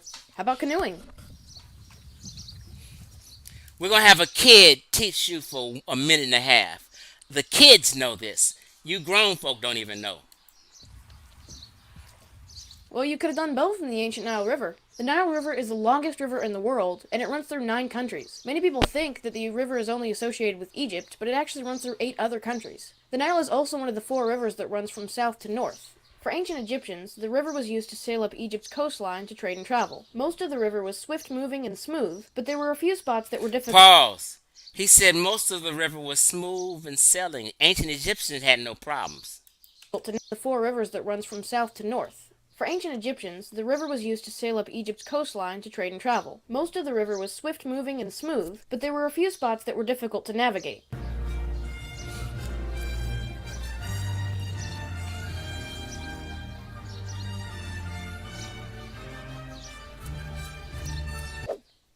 Those are called cataracts. Cataracts are, no, not these. These are shallow parts of the river with lots of rocks, making it hard to go to the grocery store because you're out of milk and bread, and Thin Mints because they're your favorite. Just kidding, you'd probably have cows and a wheat field at your house, and if you wanted to go to the grocery store, you'd have to be born centuries later, and by then they'd probably build a bridge over the river. Teams of men sometimes had to pull the boats upward because of all the boulders and shallow, fast-moving water. You were only able to even try to sail it in the summer, because that's when the river... Did I just tell you that? I said they barely could sail. They had to pull the boats off, walk through the goddamn desert, because it was fucking rocks and shit. Listen. It was shallow to build a bridge over the river. Teams of men sometimes had to pull the boats upward because of all the boulders and shallow, fast-moving water. You were only able to even try to sail it in the summer, because that's when the river was flooded, and that was your best chance of making it. Even still, some boats didn't make it through, though. There are 6 classical cataracts that run from Khartoum and all the way down to Aswan. Only one of these cataracts is in Egypt. The first cataract is at Aswan, right on the border of Egypt and Nubia. So Egyptians didn't have the cataract preventing them traveling up and down the Nile.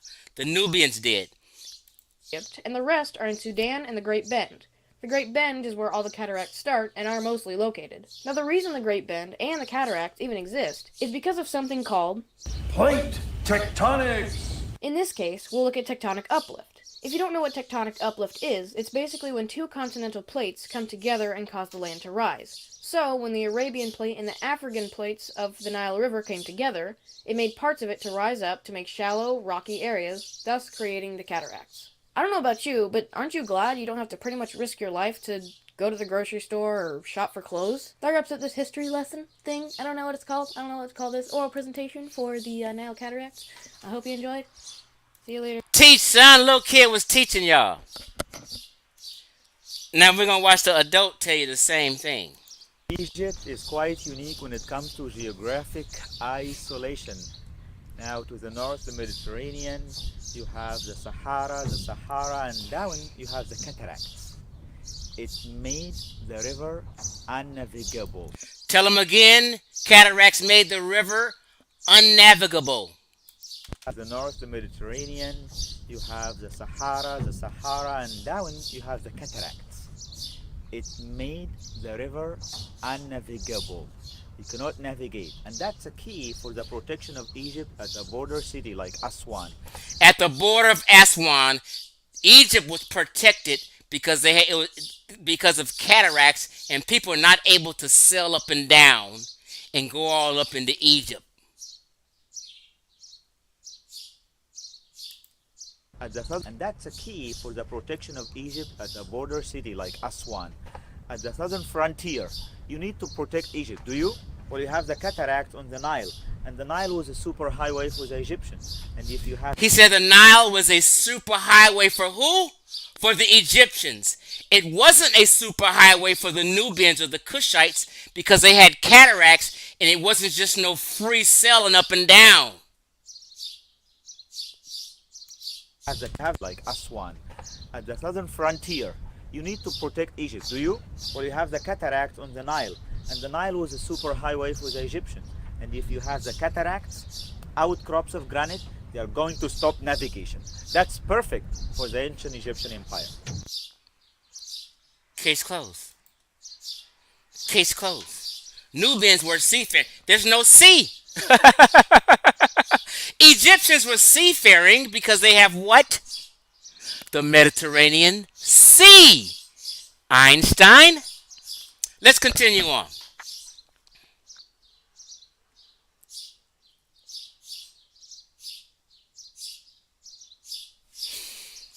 Okay.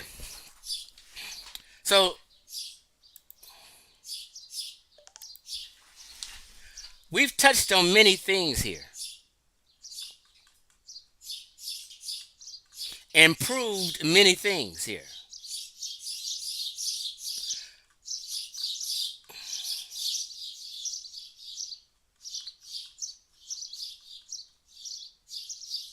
So negroids weren't able to just freely sail up and down up into Egypt. It is what it is. Cataracts prevented. Plus, Egyptians began to set up fortresses and boundaries to also prevent travel up and to protect Egypt from its enemies. Right? Now, Chief X,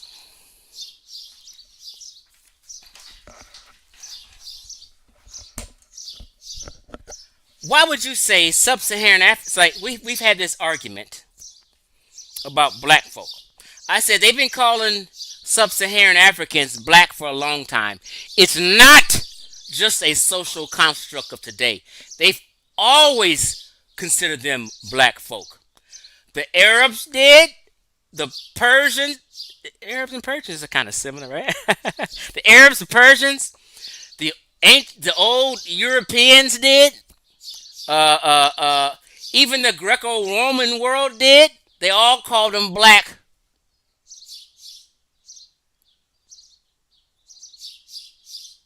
They called them black. But they didn't call North Africans black. They didn't call any other people on the planet black except for Sub-Saharan Africans. Prove that shit, Chief. This is how you know the ancient Egyptians was not black people, because no one referred to them as being black or any of that. Let's go.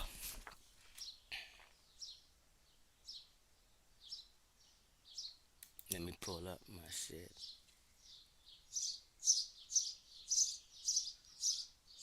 Nope, that's not it.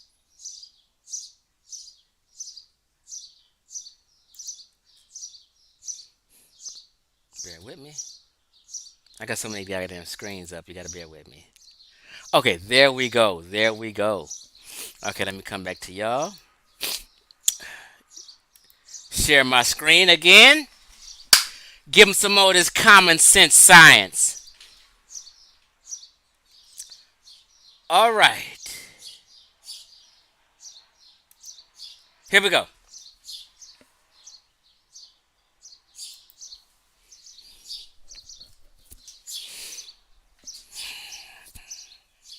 Come on, pop on in. I know I got so many screens up, it's a little slow. Bear with me. Come on and pop in. Come on, baby, light my fire.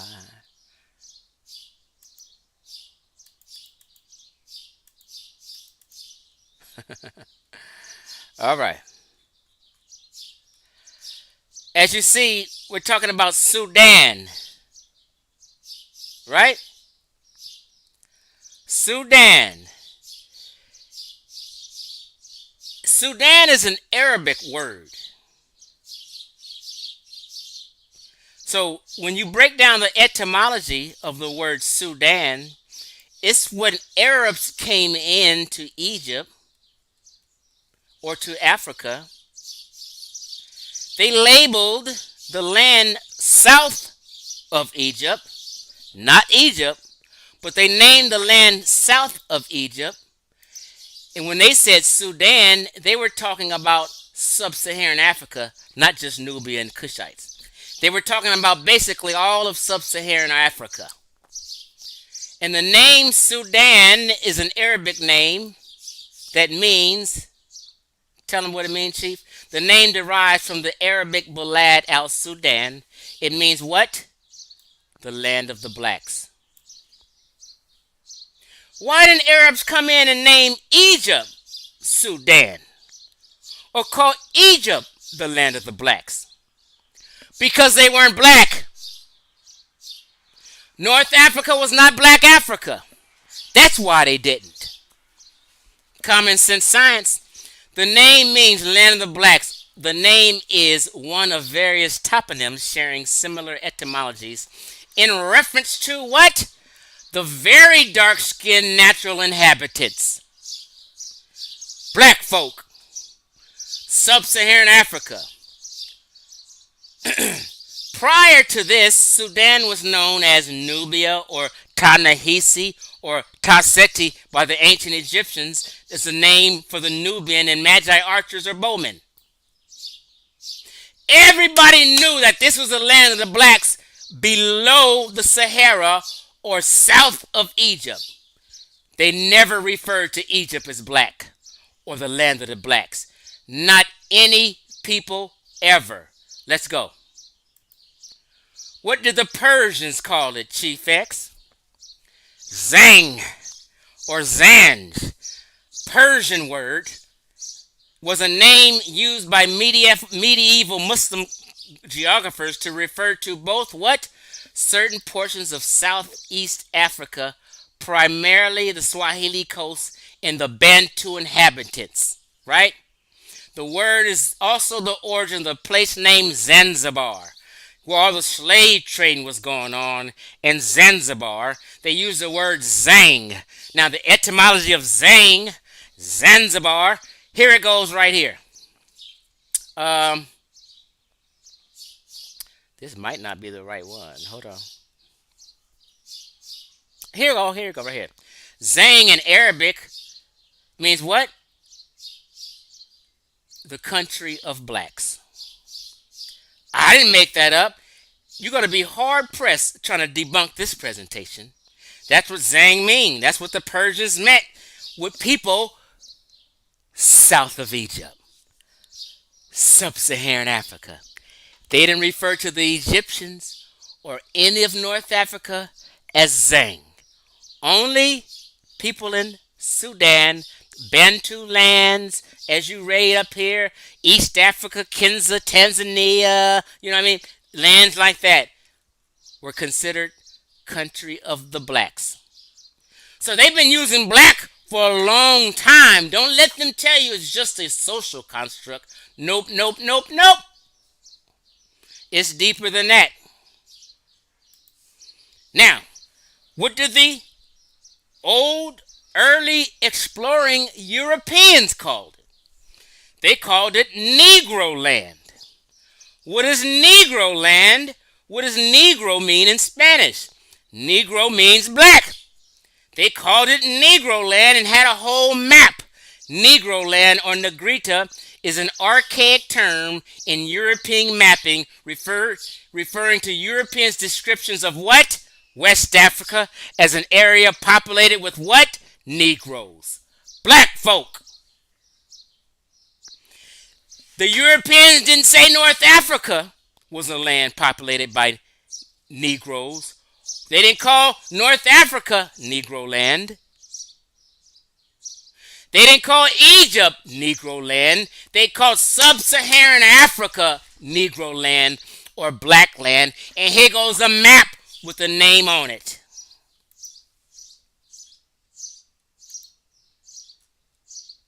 Hold on, I got this map here.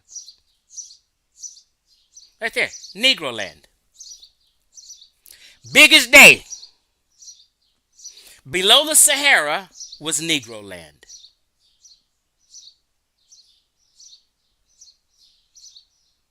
You guys are going to have to get over it. You've been wrong. You've been bamboozled. You've been run amok. Afrocentrics and all the elders lied to you. Dr. Ben was wrong. John Henry Clark was wrong. Anthony Browder is wrong today and lying. All of them were wrong and or lying and had an agenda to hotep hustle you and play off your ignorance. It is what it is. Let's move on.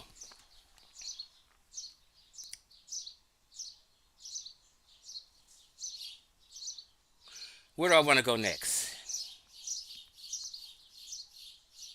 Oh, I forgot.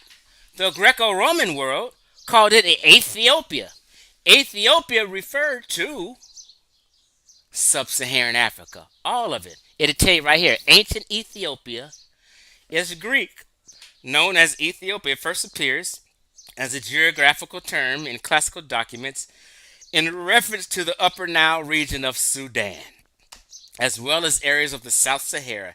Its earliest mention is in the work of Homer, twice in the Iliad and 3 times in the Odyssey. The Greek historian Herodotus specifically, it says, that means he didn't call North Africa, he didn't call Egypt. He specifically, it says, specifically uses the appellation to refer to such parts of what? Sub-Saharan Africa.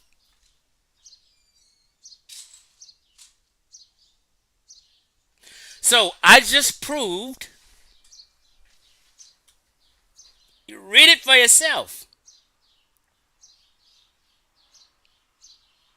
I just proved that the Greco-Roman world called Sub-Saharan Africa black folk. The Europeans in their early charts and explorers called it Negro land, which means black land. The Arabs called it land of the blacks. That's what Sudan means, land of the blacks. The Persians said Zang, which means black folk. Every one of these people, these ancient people, referred to Sub-Saharan Africa as the black land and never, ever, ever, ever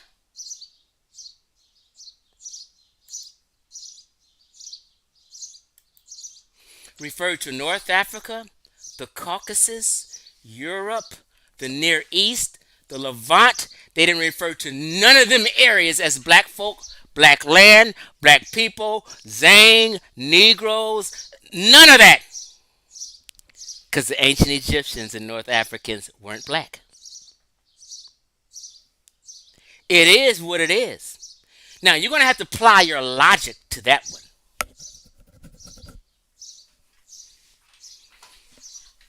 You're going to have to apply some logic. And ask yourself, damn, they sure didn't refer to Egyptians or North Africans as black. None of the ancients did.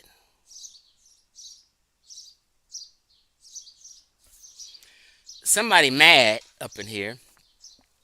Chief Google scholar, hilarious. Duty Bookman is pissed that his belief is getting destroyed today.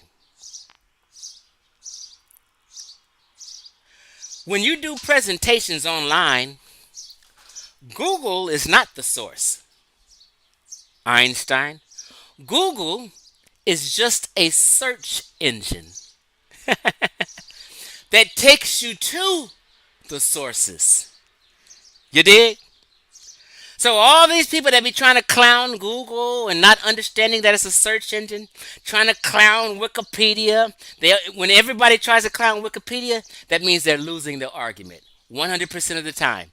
When you bash Wikipedia, that means you're losing the argument. This is not a college class, or I'm putting together some dissertation and shit to get my PhD.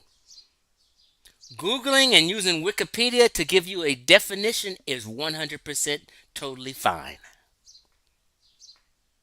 You do your own further research and delve into it more, because them sources are always at the bottom on Wikipedia.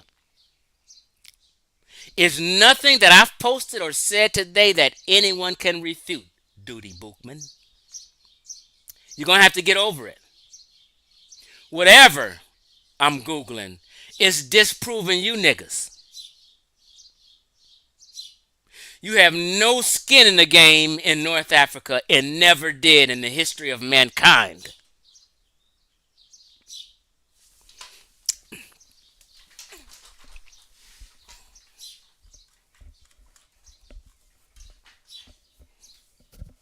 Okay.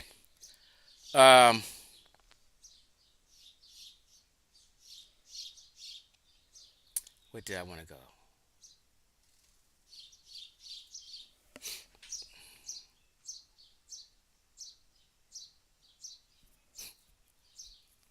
Before I get into some,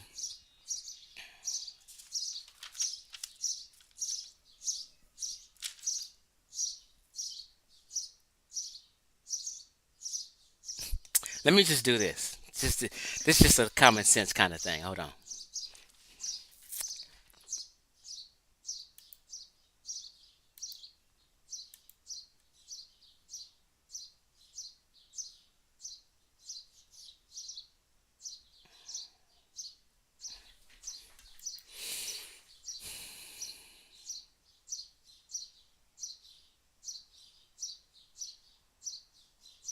Oh, that's gonna hurt.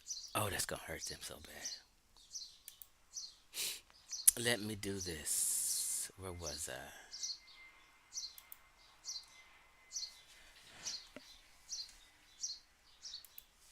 I? I was doing this earlier. This is just a sidebar. But you have to apply your logic to this. So, it's another clip I'm going to get to that's going to tell you, basically, ancient Egypt. Listen to what I'm telling you. I'm going to show it to you later. But since I'm here and this is on my mind, I just wanted to say this and do this.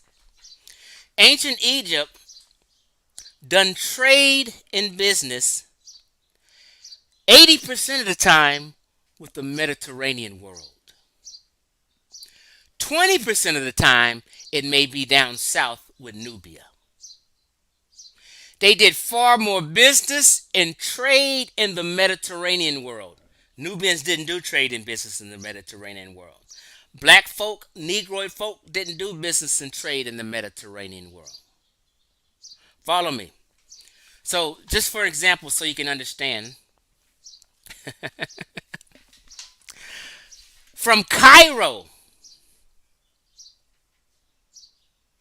which is the capital of Egypt, Cairo, right at the in the delta, to Kerma, which is where the Kushite Empire center is. Kerma, if you didn't know, by the fourth and fifth cataract, by Monroe, is the headquarters of the Kushite nation or dynasty. Kushite with a K. From Cairo to Kerma is 1,570. Let me just get it straight. Hold on. Let me get this together before I show it.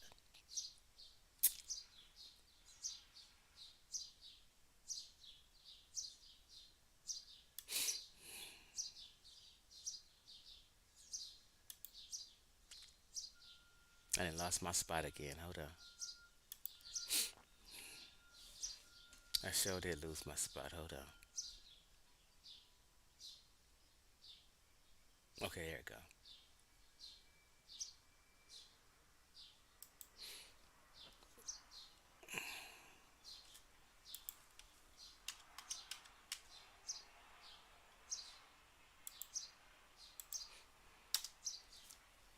Okay, this is important.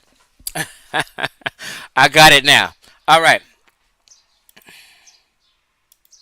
Let me share my screen.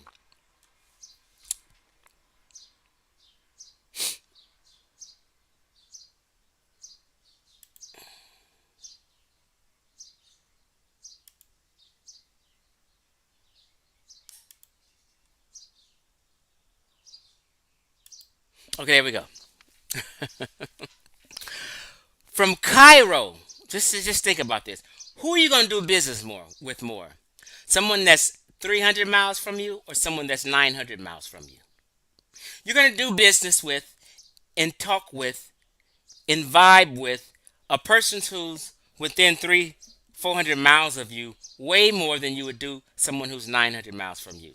From Cairo to Sudan, as you see here, is 1,500.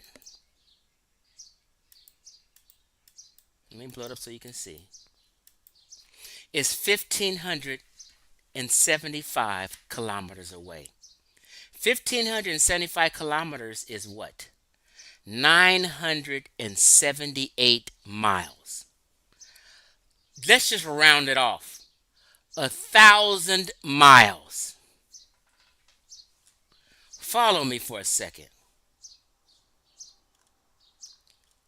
So, from Cairo, the capital of Egypt, to the headquarters of Kushite Empire is 1,000 miles away.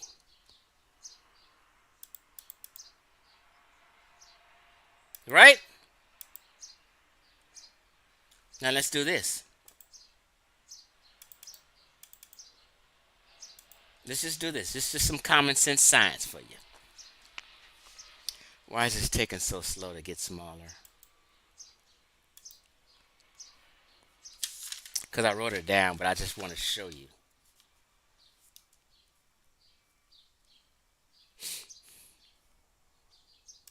Hope my shit ain't freezing. But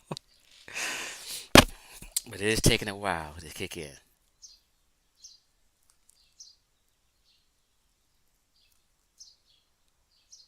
Okay, so what I was gonna say while I'm waiting for this to unfreeze,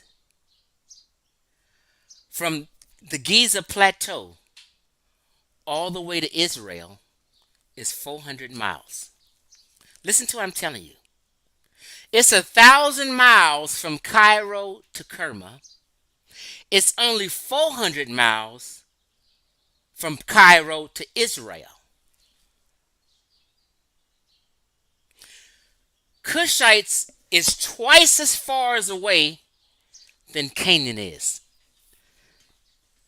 to Cairo. Do you guys understand what I'm saying? Okay, there we go. Let's just type it in so we can be sure. From Cairo to, let me put in Israel. just so I can be sure. Okay, it is 635 kilometers. So what is 635 kilometers? Let me put that in the thing. 635 kilometers equals 394 miles. 400 miles, basically, like I said. So it's 400 miles from Israel to Cairo. It's 1,000 miles from Cairo to the Kushite Empire headquarters.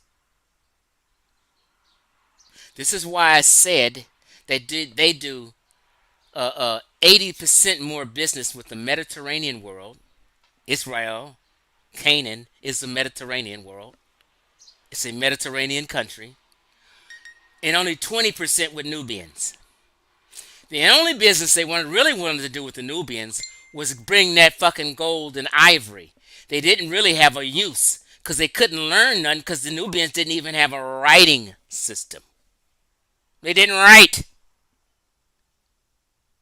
It's okay. A lot of people didn't write around this time. Around the world.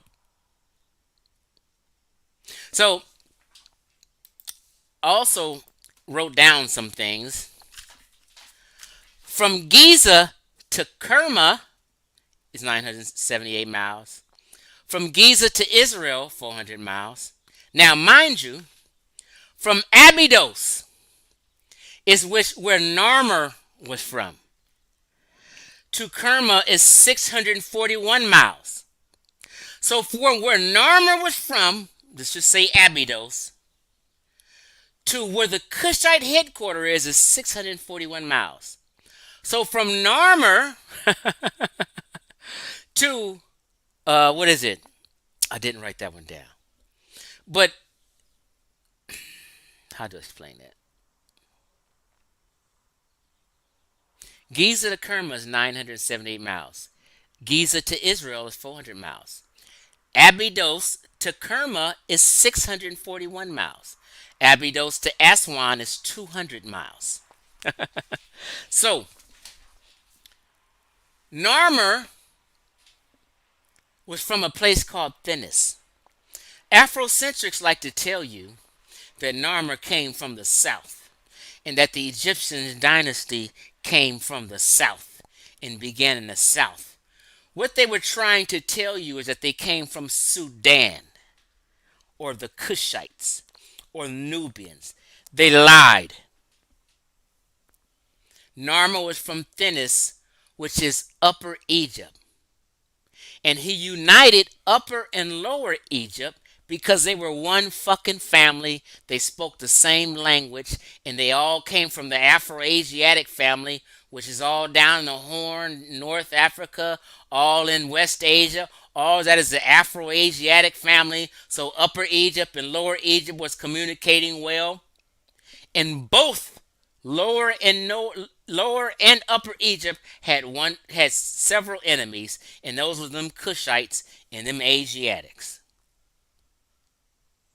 Lower and Upper Egypt was the same people. Narmer did not come from no south in no Sudan. He came from south of the Mediterranean, which is damn near just a little south of central Egypt. So when people keep saying they came from the south, they're playing a mind game with you.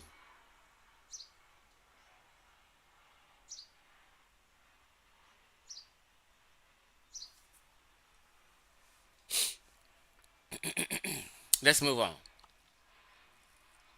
What did I want to touch on next?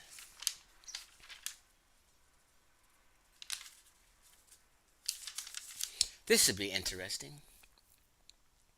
Let's do this. Let me share my screen.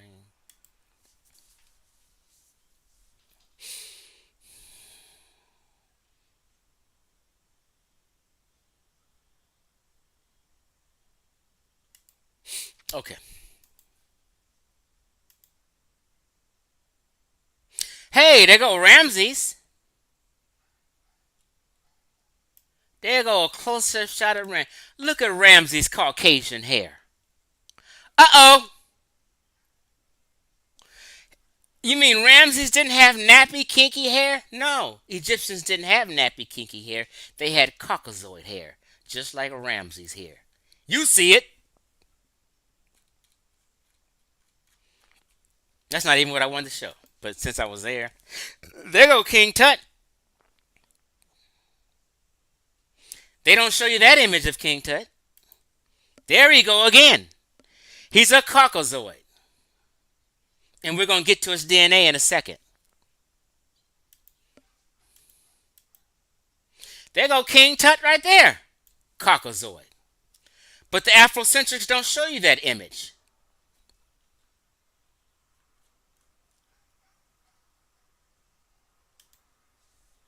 Here goes, is that, wait a minute. I don't want to state this. Is that King Tut riding on his enemies? Like what they say, Tupac riding on his enemies. But these Egyptians was trampling these Nubians and stepping on them. This guy right here is not a negroid or black with that alkaline nose, but he's riding on Negroes and black down here. Because the Egyptians and Nubians were different, and the Nubians were enemies. Them black folk was the enemies of Caucasians. Excuse me, Caucasoids. So,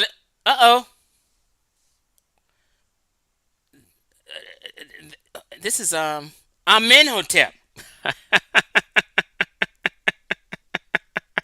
The Egyptian Amenhotep. He's not Negroid. But let's continue. This is what I really wanted to get to.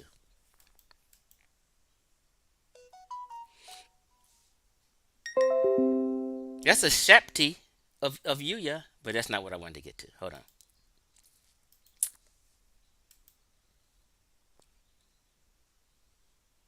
There goes Ramses Shepti.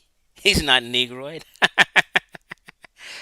There goes Tutankhamun Shepti. He's not Negroid. I'm sorry. But this is what I wanted to get to. These are Nubian women. Nubian women are always black or brown. Black or brown. Always. They're nothing else ever. But when you get to the Egyptian women are painted yellow or white. And the men are painted red ochre. Why these Nubian women are never painted yellow or white? Because Nubians was black folk and Egyptians wasn't black folk. So you'll never see a black Egyptian woman painted like this. You'll never see Egyptian females painted like this. You'll only see Nubian females painted like this. This is how you know who's black or white. Let's go. Yellow, the women. A lot of them be yellowish. It's not a Nubian. Nubian women are never depicted yellowish or white. Because Egyptians wasn't black. I'm sorry. The men are dark and the women be yellow. The men be tanned and the women yellow. You see? Nubian women are never yellow. The men are tan and the women are be yellowish. They're not saying they're different people. This is just how their art was. And Nubian women never have pictures with long hair. The man is tan, the woman is yellowish. Nubian women are never yellow. Only Egyptian Caucasoid women are. Yellowish or white. You'll never see Nubian women like this. You'll never see Nubian women with a long hairdress. The man is tan, the woman is pale.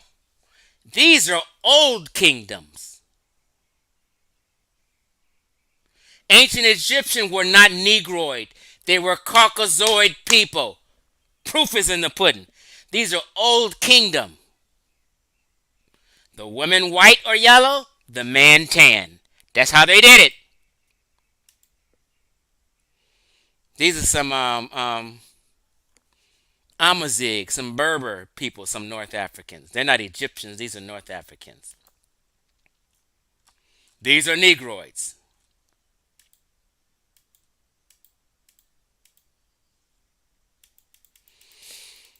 Okay, so we got the yellow and tan thing down. We clarified that. Are you guys okay? Are you clear?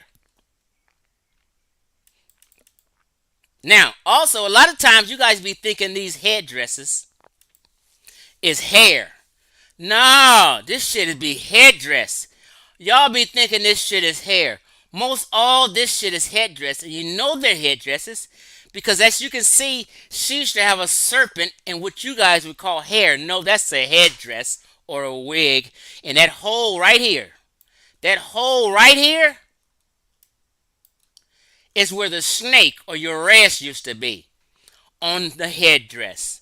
It's not hair. This is not hair. It's snakes. Your ass.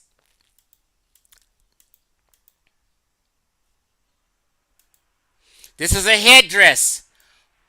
It's a Ramses Ushabti figure, but the snake is on the headdress, the uraeus. And they always be having stripes, these lines and shit, right? Even on the longer, it's always stripes and lines on the hair. Now, these are Afar people, right? Or Hammer people. I think these are the Afar people. These are people that Afrocentrics try to use in pictures and put in memes and act like they're the ancient Egyptians. Niggas is lying. These niggas is way, way down past Sudan. They're south of Sudan in Ethiopia.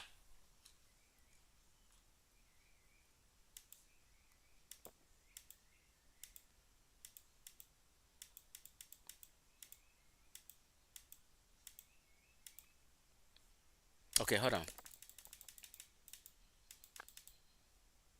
So speaking of the Afar, let's just go here real quick.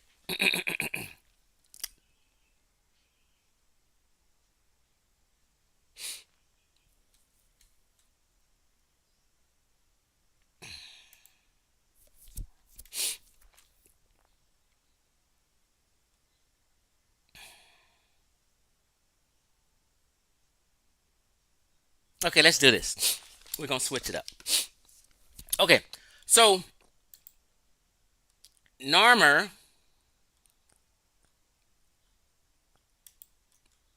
Oh shit! I hope it don't freeze on me again. Okay, there we go.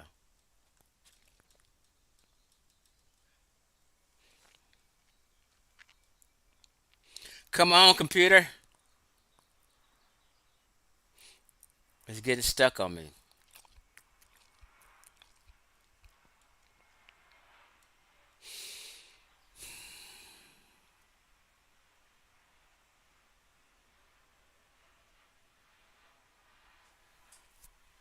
Okay, so this is about Narmer, real quick.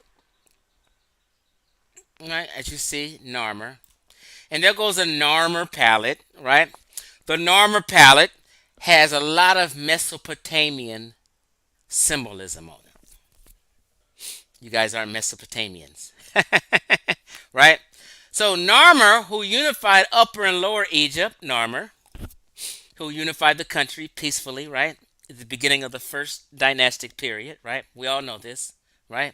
Sometimes they call Narmer Menes, Menes, right? Who unified the country, right? So as soon as he unified Upper and Lower Egypt, guess what he did? Let me show you.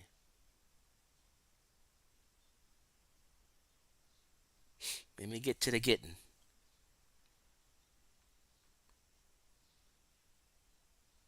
Let me get to the getting. Okay, here we go. As soon as he unified them, what did he do? Let me blow this up so y'all can read it. Says he led military expeditions.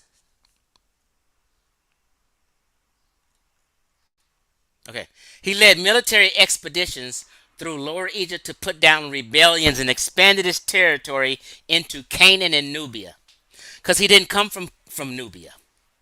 But he led a military expedition into Nubia, and he initiated large building projects and urbanized his rule, and urbanization increased. He went start banging on Nubians. He didn't come from the Nubians. He came from Thinis, which is next to Abydos, and once he unified, he made a U-turn and started banging on Nubians and Kushites and led military expeditions down in there. Let's see who else did that. Not only did Narmer do that,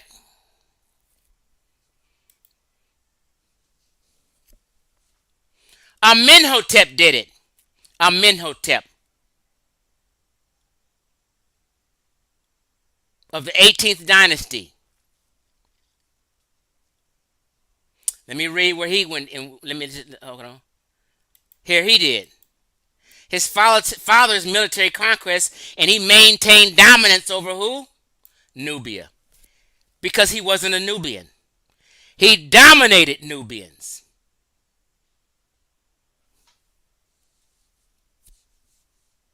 And he led military expeditions into Nubia. I'm trying to find that, but I don't want to spend all day here. Narmer did. Amenhotep did. Who else did? Mentuhotep. Right here. Mentuhotep. What did he do, Chief X?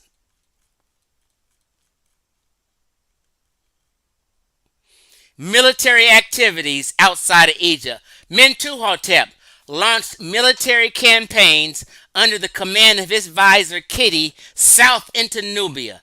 In case you can't see, he led military campaigns south into Nubia. They was banging on Nubians. And guess why they was leading military campaigns into Nubia? To snatch up that gold, which had gained independence during the first intermediate period. Nubia had gained a little independence because they was being dominated.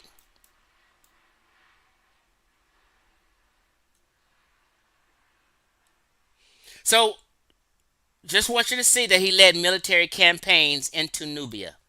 Not only did Mentuhotep do that,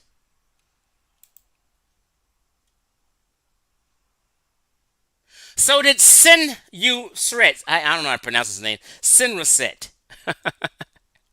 He also did the same thing, and let me show you. Senusret cleared a navigable canal through the first cataract. Remember we said the cataracts was unnavigable? He cleared that shit. He cleared a navigable canal through the first cataract of the Nile River. This was different from the canal of the pharaohs, which apparently Senusret also tried to build. He also relentlessly pushed his kingdom's expansion where? Pushed his kingdom expansion into Nubia, where he erected massive river forts, including Buhan, which was a trading center. He led military down there and expanded all into Nubia, snatching up gold.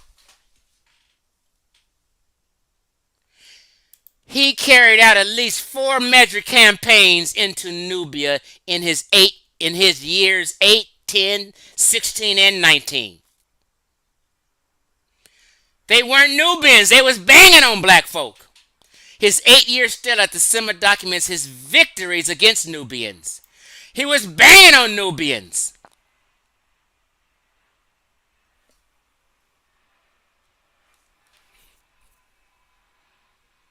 He led military activities against what? Nubians and Canaan. These were the people on the bottom of King Tut's sandals. The Nubians and the Asiatics. They were enemies to Egypt. Not only him,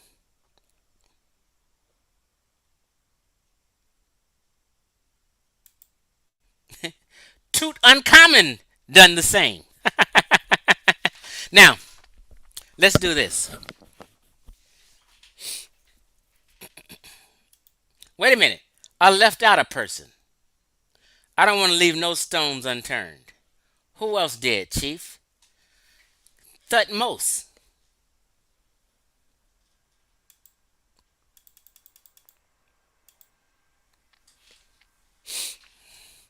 Thutmose flourished second millennium BCE. Let me make sure you guys see all this. I made it too big, excuse me.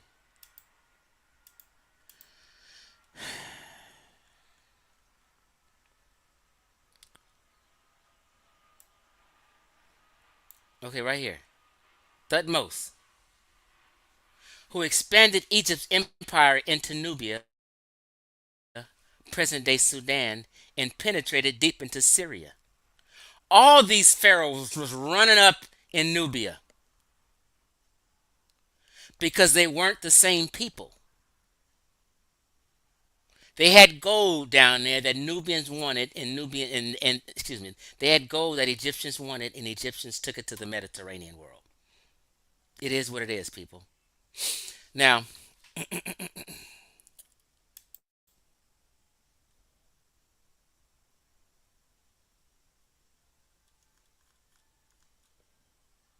even Ramses. This is Ramses, y'all. As you see, Ramses too. Even Ramses, what'd he do? Military campaigns.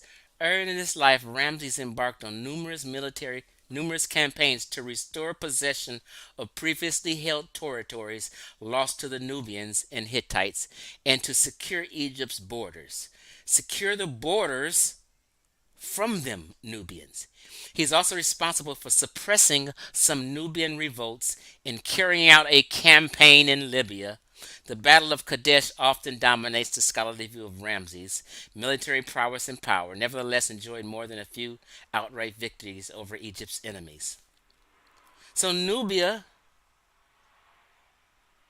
and the Asiatic was their enemies. All these cats was running up in Nubia.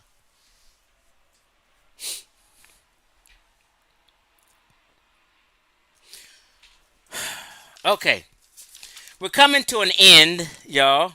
Bear with me. Bear with me. We're coming to an end. It was just one more thing I got to show.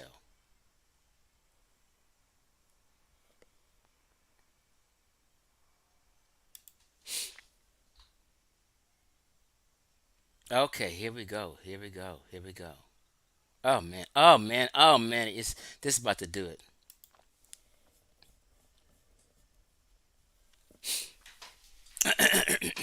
Let's just go here real quick. Let's talk about Jabalian Man, what they call Ginger, the oldest mummy they found. Come on, pop in, pop in. My computer's a little slow right now. Bear with me, y'all.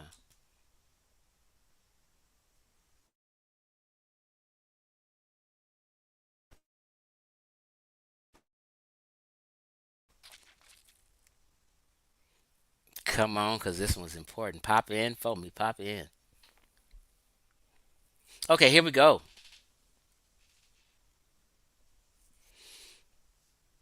Who are we talking about? Jabalian Man, the world's earliest figural tattoos found on a 5,000-year-old what? Egyptian mummy. Y'all see that? Let's see what the 5,000-year-old Egyptian mummy looked like. Jabalian Man.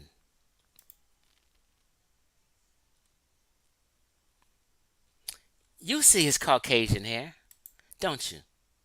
Let's just get a bigger. Let's get a close-up look.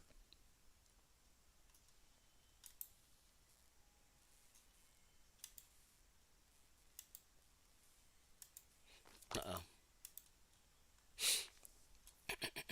Hold on.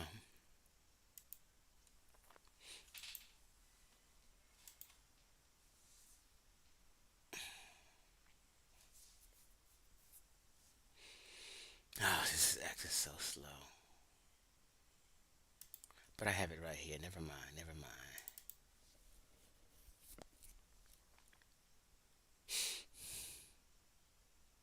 Let's get a close up on Jabalian Man.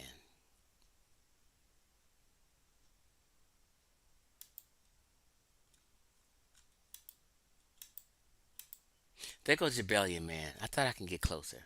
But anyway, all that Caucasoid hair, 5,000 years ago, Egyptian mummy. He was found in the tomb with the black top pottery and all that old kind of stuff.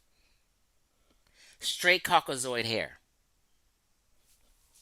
Now, let's talk about Yuya and Thuya.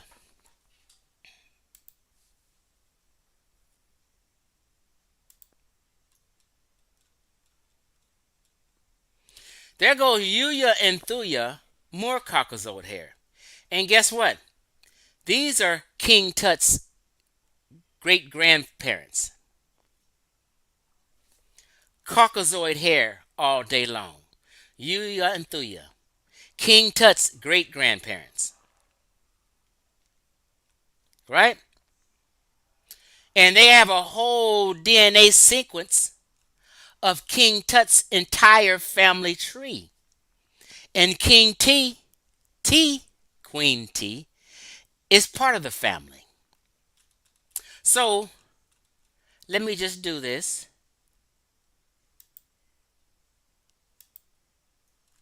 So you see Thuya and images of Thuya with her Caucasian hair.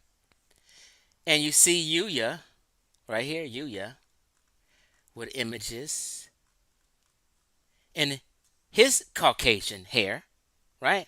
We've seen Jabellion Man's Caucasian hair, who they call Ginger. We've seen Ramses' Caucasian hair, but we never seen no negroid, nappy, kinky hair on these mummies. Why is that?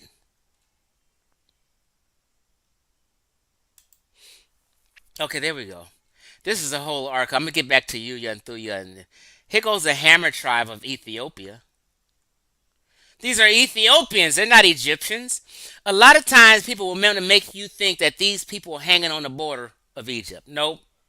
These people are way down in Ethiopia. You see Ethiopia, Hammer tribe? And let's get a look at them.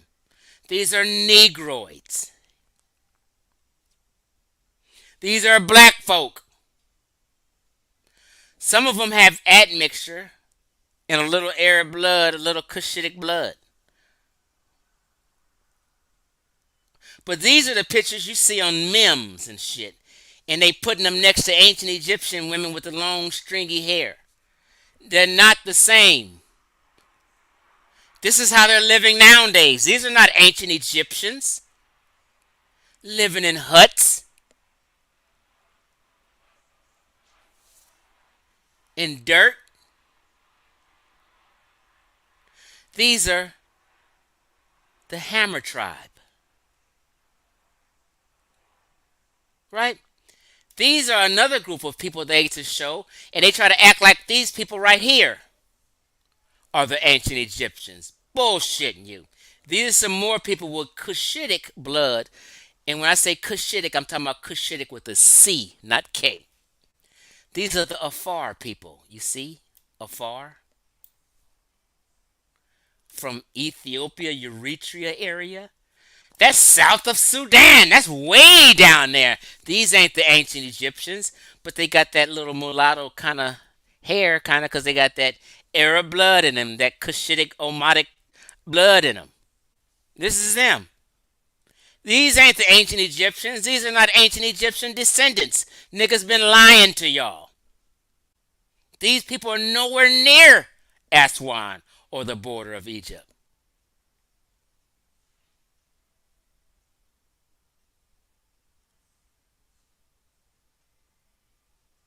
Afar girls. He got blue eyes. He got that Arab blood, that Caucasoid blood in him. Look at it. Hardcore Muslims.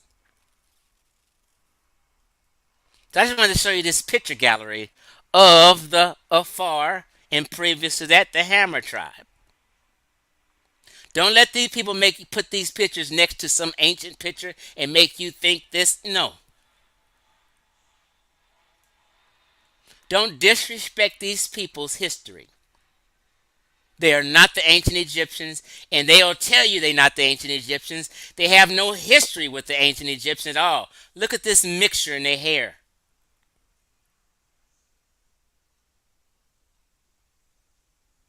They're close by the Horn of Africa.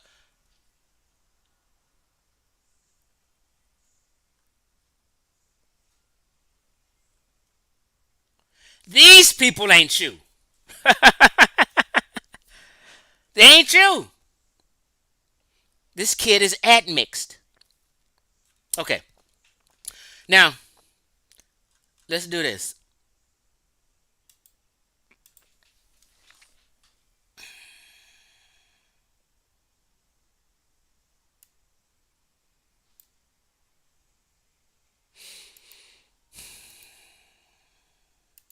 Let me remove this. And we're about to end this soon. Let me just do this real quick.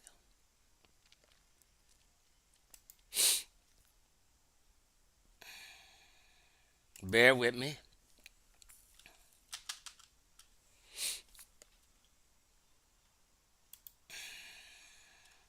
I got so many screens up. This is taking a long time.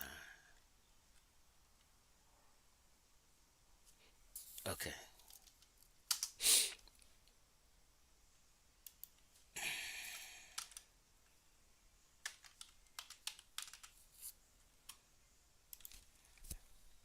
Okay, I found it. Hold on. And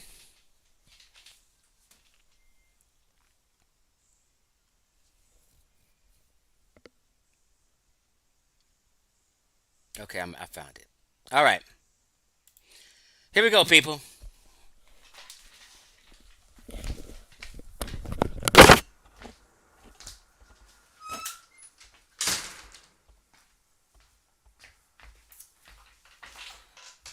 Back to life. Yeah, they are Caucasoid too. Gullah. All right, so um, we're coming to a close. But it was one more something else I wanted to show you. I forgot just that damn quick. Okay, here we go. I got it. Now, cats can talk all the shit they want.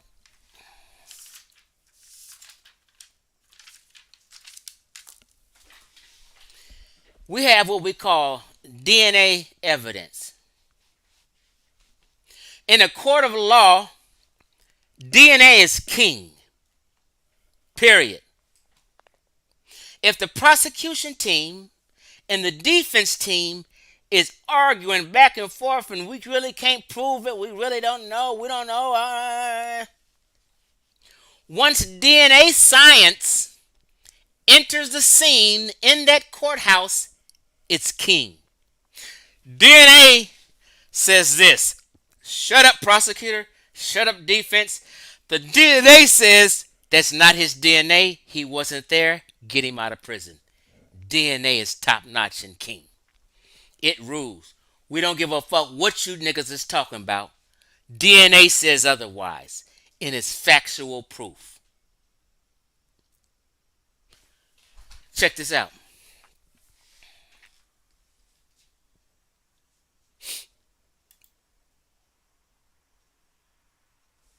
Share my screen again. King Tut. As you see right here, this is what you call a list of DNA tested mummies. They don't have a lot of DNA tested mummies, but they have some and have used some techniques to make it happen. One of them they do have is right here, King Tut. As you see, I'm not making this up. The defense and the prosecution is arguing. Close the case for him, Chief X. You scroll over to right here, and he is mtDNAK. mtDNAK is West Asia. Shut your damn mouth. King Tut's ancestry is from West Asia, and you niggas ain't West Asian. It's never been a negroid tribe out of West Asia or an indigenous to West Asia. Let's go on some more. Let's look at Queen T.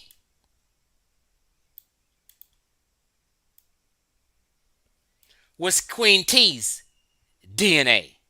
We scroll over to the right, and right here, she's mtDNA K, which is also West Asia. Say what? So Queen T and King Tut is K? Okay. What about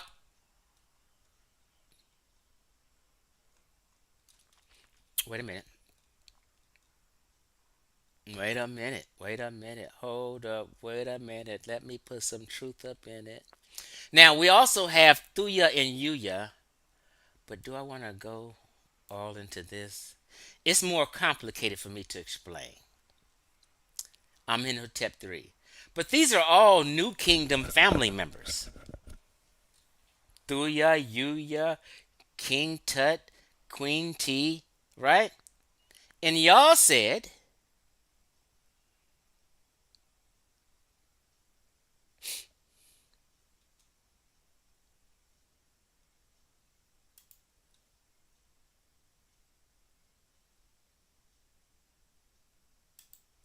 when we get to this mummy DNA right here, y'all said it claims, excuse me, pop in.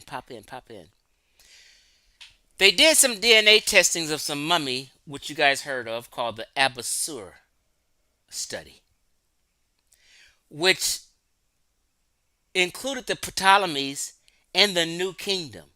See, Afrocentrics forgot that this DNA mummy,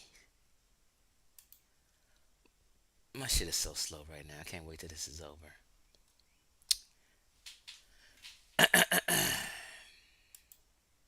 Okay.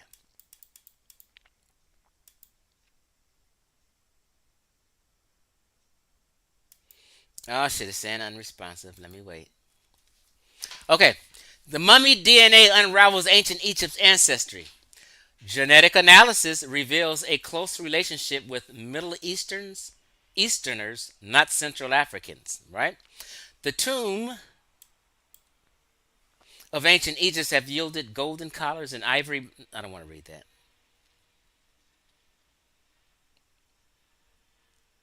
Okay, so this computer is not even moving. Let me just talk through this. The Abasur study includes data from 90 mummies buried between 1380 BC during Egypt's New Kingdom and 425 AD in the Roman era. But Afrocentrics like to throw it all out the window and say it was just a small population. It was not all of Egypt. Or they was talking about people in the Roman kingdom. But they clearly overlooked. God damn. Where it says mummies of the New Kingdom right here.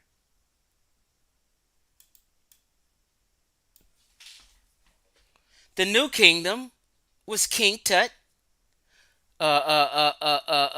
Queen T, and people like that. What are these findings? Genetic analysis reveals a close relationship with Middle Easterners, not Central Africans. They're not related to you, Sub-Saharan Africans. The tombs of ancient Egypt have yielded golden collars. Let me skip through this.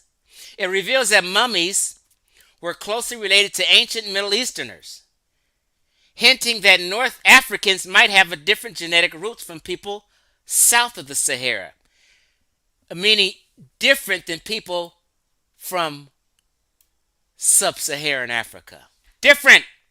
The studies published in May 30th in Nature communications include data from 90 mummies buried between 1380 BC during Egypt's New Kingdom, which people like to ignore, and 425 in the Roman era. Findings show that the mummies' closest kin were ancient farmers from a region that includes present day Israel, the Levant, and Jordan. Modern Egyptians, by contrast, have inherited more DNA from Central Africans. So they're saying modern Egyptians, ones that are there now, have inherited more DNA from Central Africans. That's just because of modern times and slave trading. But they weren't related to you guys. Okay? And I don't want to go too deep into that. So let's skip over to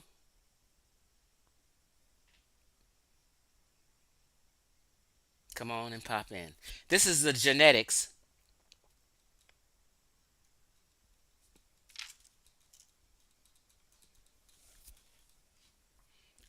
The genetic history of North Africa. The genetic history of North Africa encompasses the genetic history of the people of North Africa. Most important source of gene flow to North Africa was from what? The Middle East. Although Sahara Desert to the south and the Mediterranean Sea to the north were also important barriers to gene flow from Sub-Saharan Africa. Okay? So it's saying North African genetic history in North Africans, the most important source of gene flow to North Africa was from the Middle East. Although the Sahara Desert to the south and the Mediterranean Sea to the north were important barriers to gene flow from Sub-Saharan Africa and parts of Europe in prehistory. However, North Africa is connected to West Asia. Remember I said at the beginning of this, it's a transcontinental country. It's connected to West Asia, right? In the Sinai Peninsula, right? North Africa and Europe are separated by only 15 kilometers, 9 miles. Like some parts of North Africa is just 9 miles from Europe.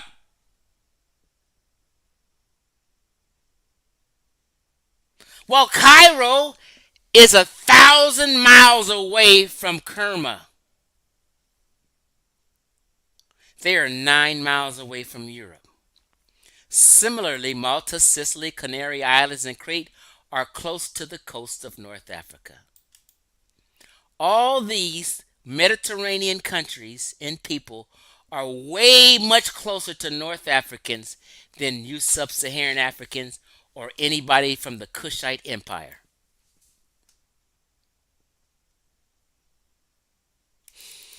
My shit's freezing again, but let me just read. North Africa is genetically heterogeneity and diverse region and is characterized by its diverse ethnic group. The main ones being Arabs and Berbers. North African populations show a complex and heterogeneous genetic structure that has been described as an amalgam of at least 4 different ancestral components from the Middle East, Sub-Saharan Africa, Europe, and indigenous North Africans. Although North Africa has experienced gene flows from surrounding regions, it has also experienced long periods of genetic isolation. Some genetic studies have been criticized for their interpretation of the categorization of African genetic data, blah, blah, blah, blah. Okay, off that. So,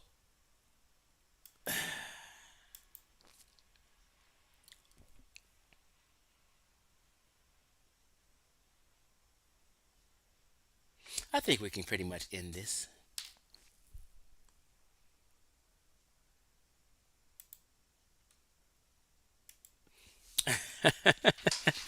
How long we been here? 2.5 hours, right? So let me just speak about what we covered. We covered in the beginning. If a lot of y'all missed the beginning, you missed some jewels. That we are black folk, sub-Saharan folk are tropical Africans. I showed you the climate map. We're not desert, arid climate Africans, which would be North Africans in the Sahara Desert and people in the Horn. We are tropical Africans. I showed and proved this. I also showed that North Africa has never ever been Black Africa, and this is why nobody for 2 years can think of a indigenous negroid tribe that has been indigenous to North Africa, Europe, the Caucasus, the Near East, or Levant. We've proved that. I've showed hundreds of tribes and names of sub-Saharan African tribes, hundreds of them. But you guys can't name one in North Africa. That case is pretty much closed. I showed that Nubia was a tributary state, giving honor and praise and worship and paying homage to Egyptians, who was a superior state. And they brought them gold and trinkets and slaves. And I showed how Nubians were also used as slave labor in Egypt. I did all this. I also showed how the Nubians were paying tribute to who? Caucasoid King Tut. I showed King Tut, who looked totally different than the Nubians. He had an alkaline nose. I showed about 3 different images of King Tut that most people don't show you.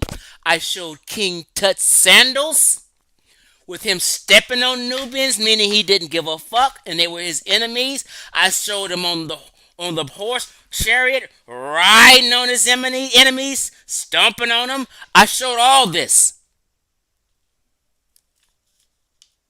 I showed you that the Arabs, the Persians, the older Europeans, Greco-Roman world, all referred to Sub-Saharan Africa, Nubians, and everybody south of Egypt as black folk, black land, Negro land, black land, Zang.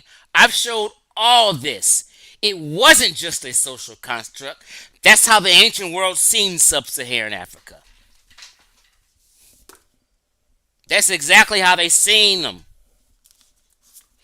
And they also called them wretched Kush. You guys know what wretched means. They called them wretched Kush. I got the book. Y'all thought I didn't read? Hold on.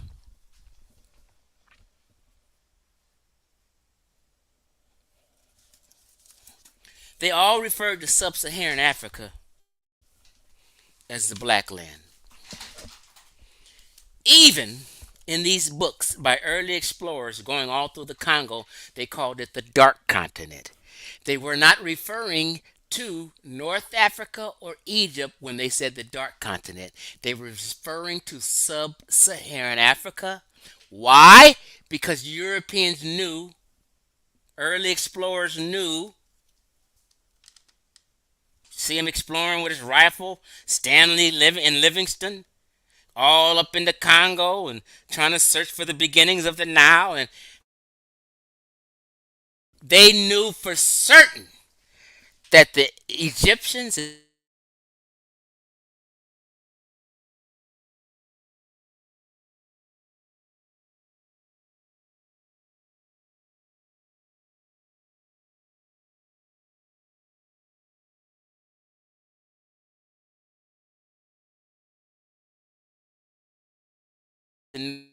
North Africans was not the Dark Continent.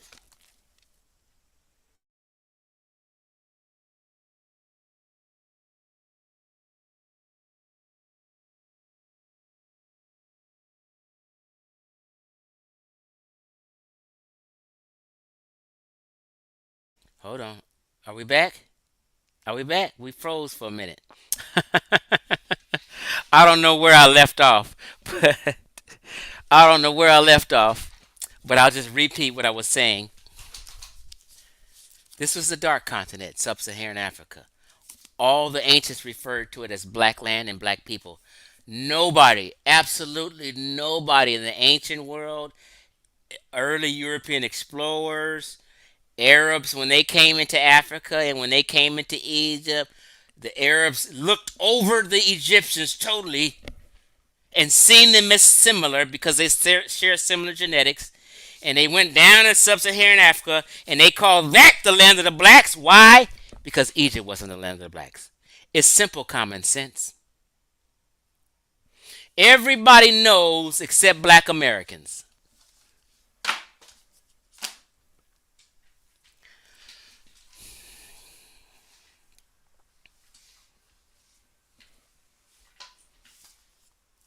Why would Egypt call them wretched Kush if they were the same people or equal? Or that they just cared about them? They were fucking enemies. Now, of course, I'm not being extreme and acting like some Nubians or Kushites didn't get along with Egyptians at some times. They didn't do business and trade, and they weren't times where, you know what I mean? We get all that. I'm not being absolute. I'm just talking in general. Just talking in general. So, um, family, I don't know what to tell you. I basically proved without a shadow of a doubt that ancient Egypt was not black. There's no way anyone can watch this entire presentation and think otherwise. It was so many different avenues I used to make my point. Duty, Blackman, you're about to get blocked. I haven't even been reading the comment, but I just see people arguing back and forth with this cat. Right? Duty Bookman, hold on. I'm not even going to block him because I want his comments to stay there. Right? Shut your goddamn mouth. You don't know what you're talking about. You're mad because your belief got destroyed today. And there's nothing no one can do with it. The entire ASCAC organization. And what is his name? Let me look at this dude's name. Oh, we also went through the distances between the Kushite Empire in Cairo and other areas. Oh shit, my shit froze again.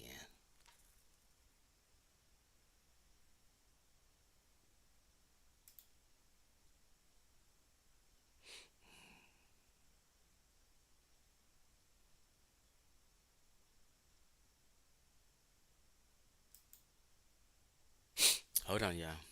Let me close some of these windows because I think that's what the problem is.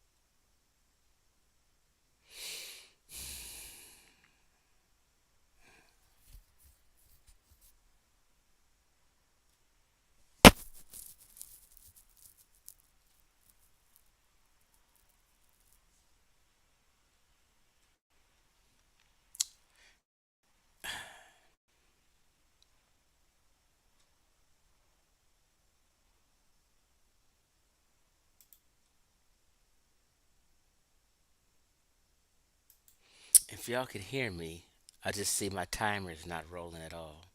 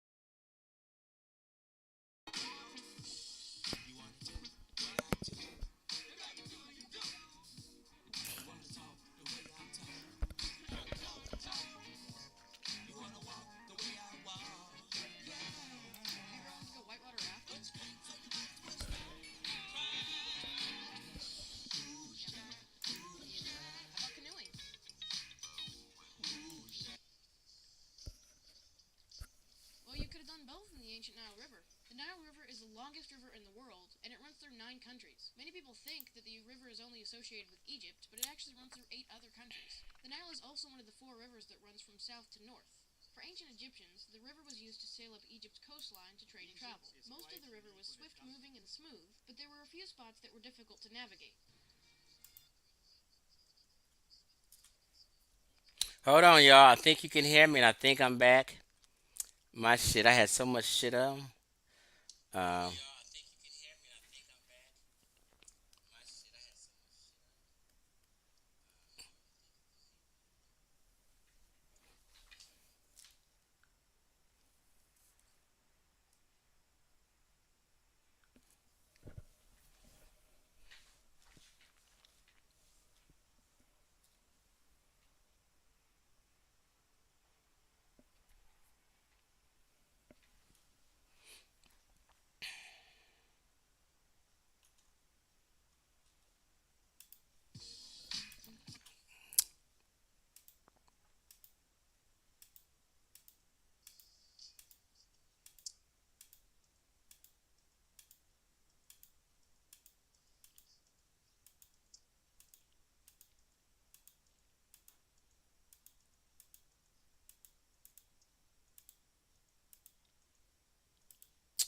okay, okay, okay. We back at it. I shut down all these goddamn windows. Sorry about that, y'all. Sorry about that.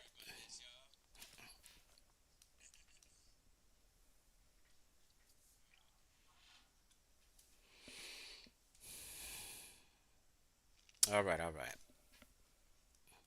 So, I mean, I don't know where I left off at, but I was just communicating what I've covered. The genetic history of Egypt, the mummy DNA, showing who was a tributary state and who wasn't a tributary state, who paid tribute to Egypt and who didn't pay tribute, right? I showed the hundreds of tribes. I mean, I showed all the military expeditions into Nubia. I showed the difference in color in between women and how the Egyptian women, excuse me, women were either painted white or yellow, but Nubian women was always painted black or brown, never white or yellow, right? That's how you know who's who, right? I shared the DNA of the Moroccans. I showed you differences. I taught about the cataracts and who was able to sail up and down the Nile and who wasn't, right? So let me just check out a few comments.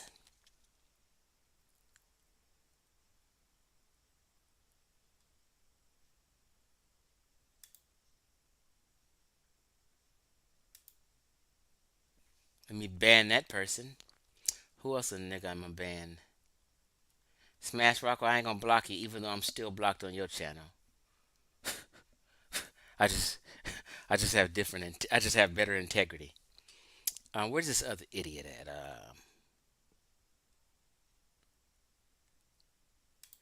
Duty Bookman is not only timed out, he's banned and deleted. He's been bullshitting all goddamn day.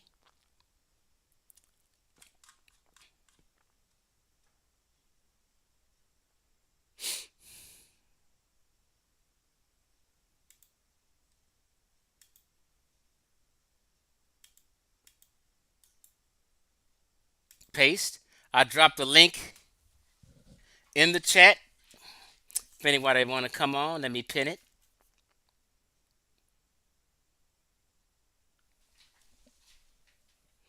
I got the link pinned at the top of the chat.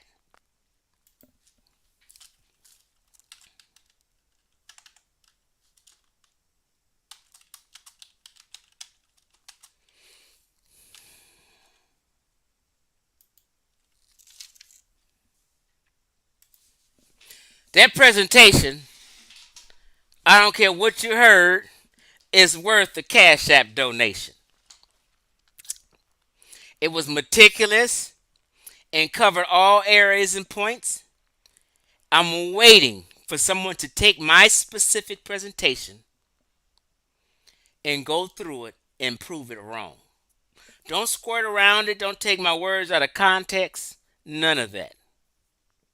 This whole presentation was dedicated to the entire ASCAC organization, to Sonetter TV, Jabari, and Brother Reggie. They can act like they didn't see it, but they gonna see it, or was watching tonight. There's no answer to anything I put up tonight. The only thing someone will argue is Jabari tried on Facebook, but he ran like hell. The only thing he could argue was negroid is an obsolete term, which I agree. I still love it. I wouldn't give a fuck. So that was his only argument. Hey, I appreciate you, Snow Christ. Again, I really appreciate you. Right? If you are in the States, you can also send the Cash App. I get 100% of that. Right? I'm worth $1 or $10 or $20. Right? Y'all who are out of state, the super chat is right there. If you're in Egypt, in another country, England or Europe, I know you can't like Cash App, but you can super chat. It's right there. Hit it up. Thank me that way.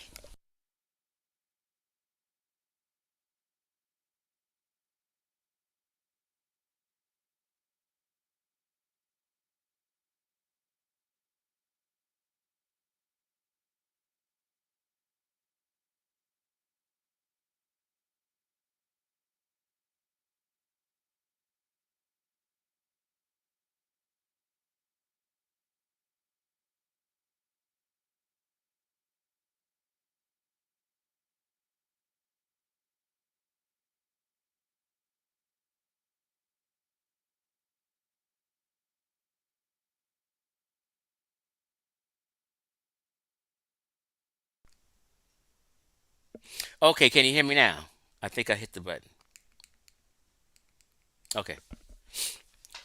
So what I was saying was I put the link in the chat.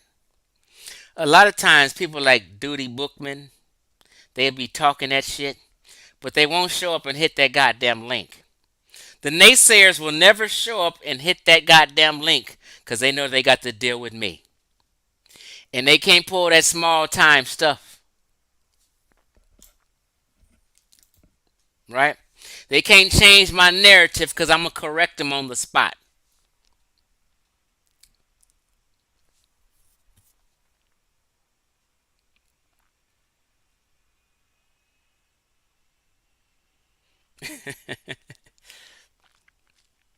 Yeah, so feel free to cash app a brother $5, $10, $20. It's okay. Feel free to super chat me. I didn't even check my cash app.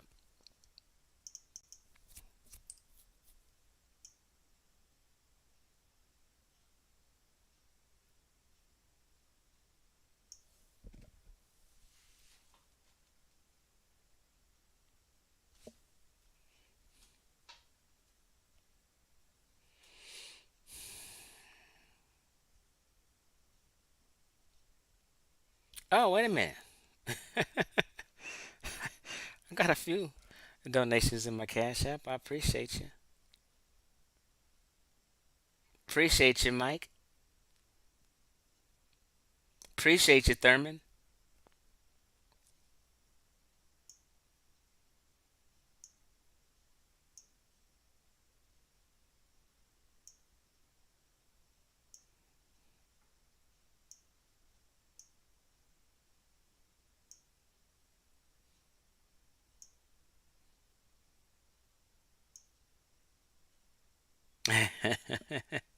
Nice. Thanks for the message, too. So let me read a few comments.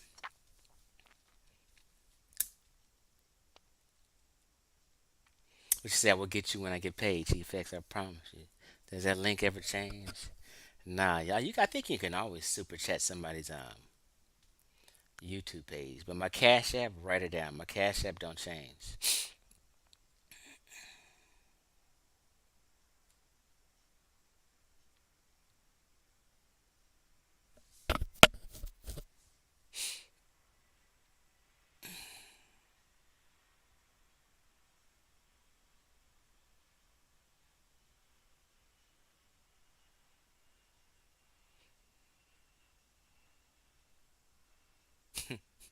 They want to argue with each other in the chat instead of deal with what I was talking about.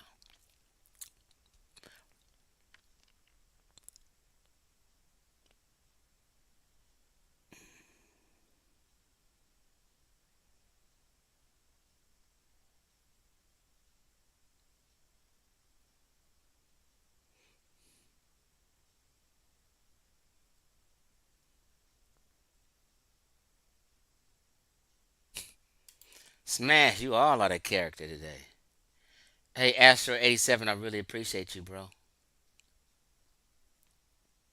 Smash Rockwell, what are you? I thought you had some integrity. Look how you talking. You being racist and all kind of shit, Smash. God damn. They got you boiling. We debunked your ass so bad, you cussing people out. Worried about penises and shit. Come on, Smash, man. I can't even comment in your chat. You can freely comment in my chat. Because you got some weak ass moderators who's scared for you. So they block me.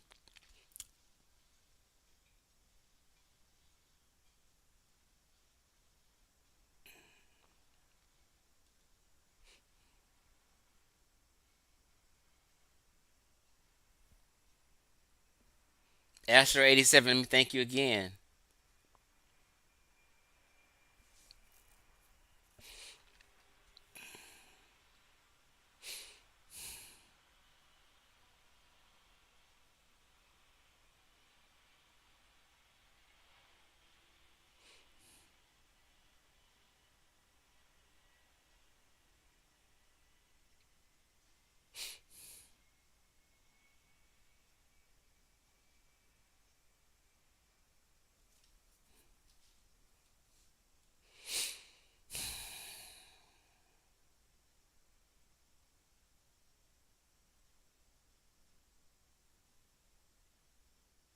Appreciate you, Tut.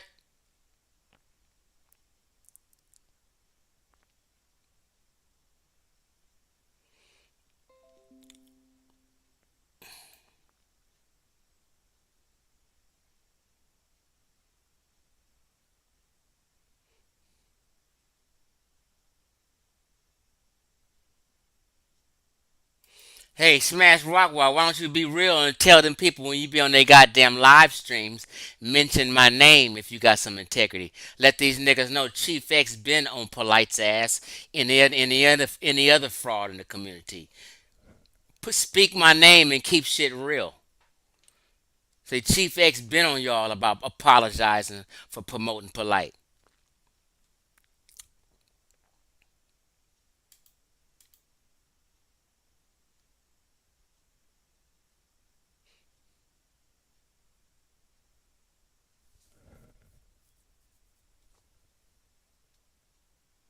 Okay, so nobody had no balls. I'm gonna go ahead and get out of here, family. I have not eaten all day long. I was kind of nervous before I got started. Wait a minute, Dr. Banu! Dr. Banu must have got a little paycheck. Thank you, Astro87. Wait a minute, where Dr. Banu? Dr. Banu, I appreciate you. Fight on for old SC, go Trojans. Oh, funny. I appreciate you, Banu.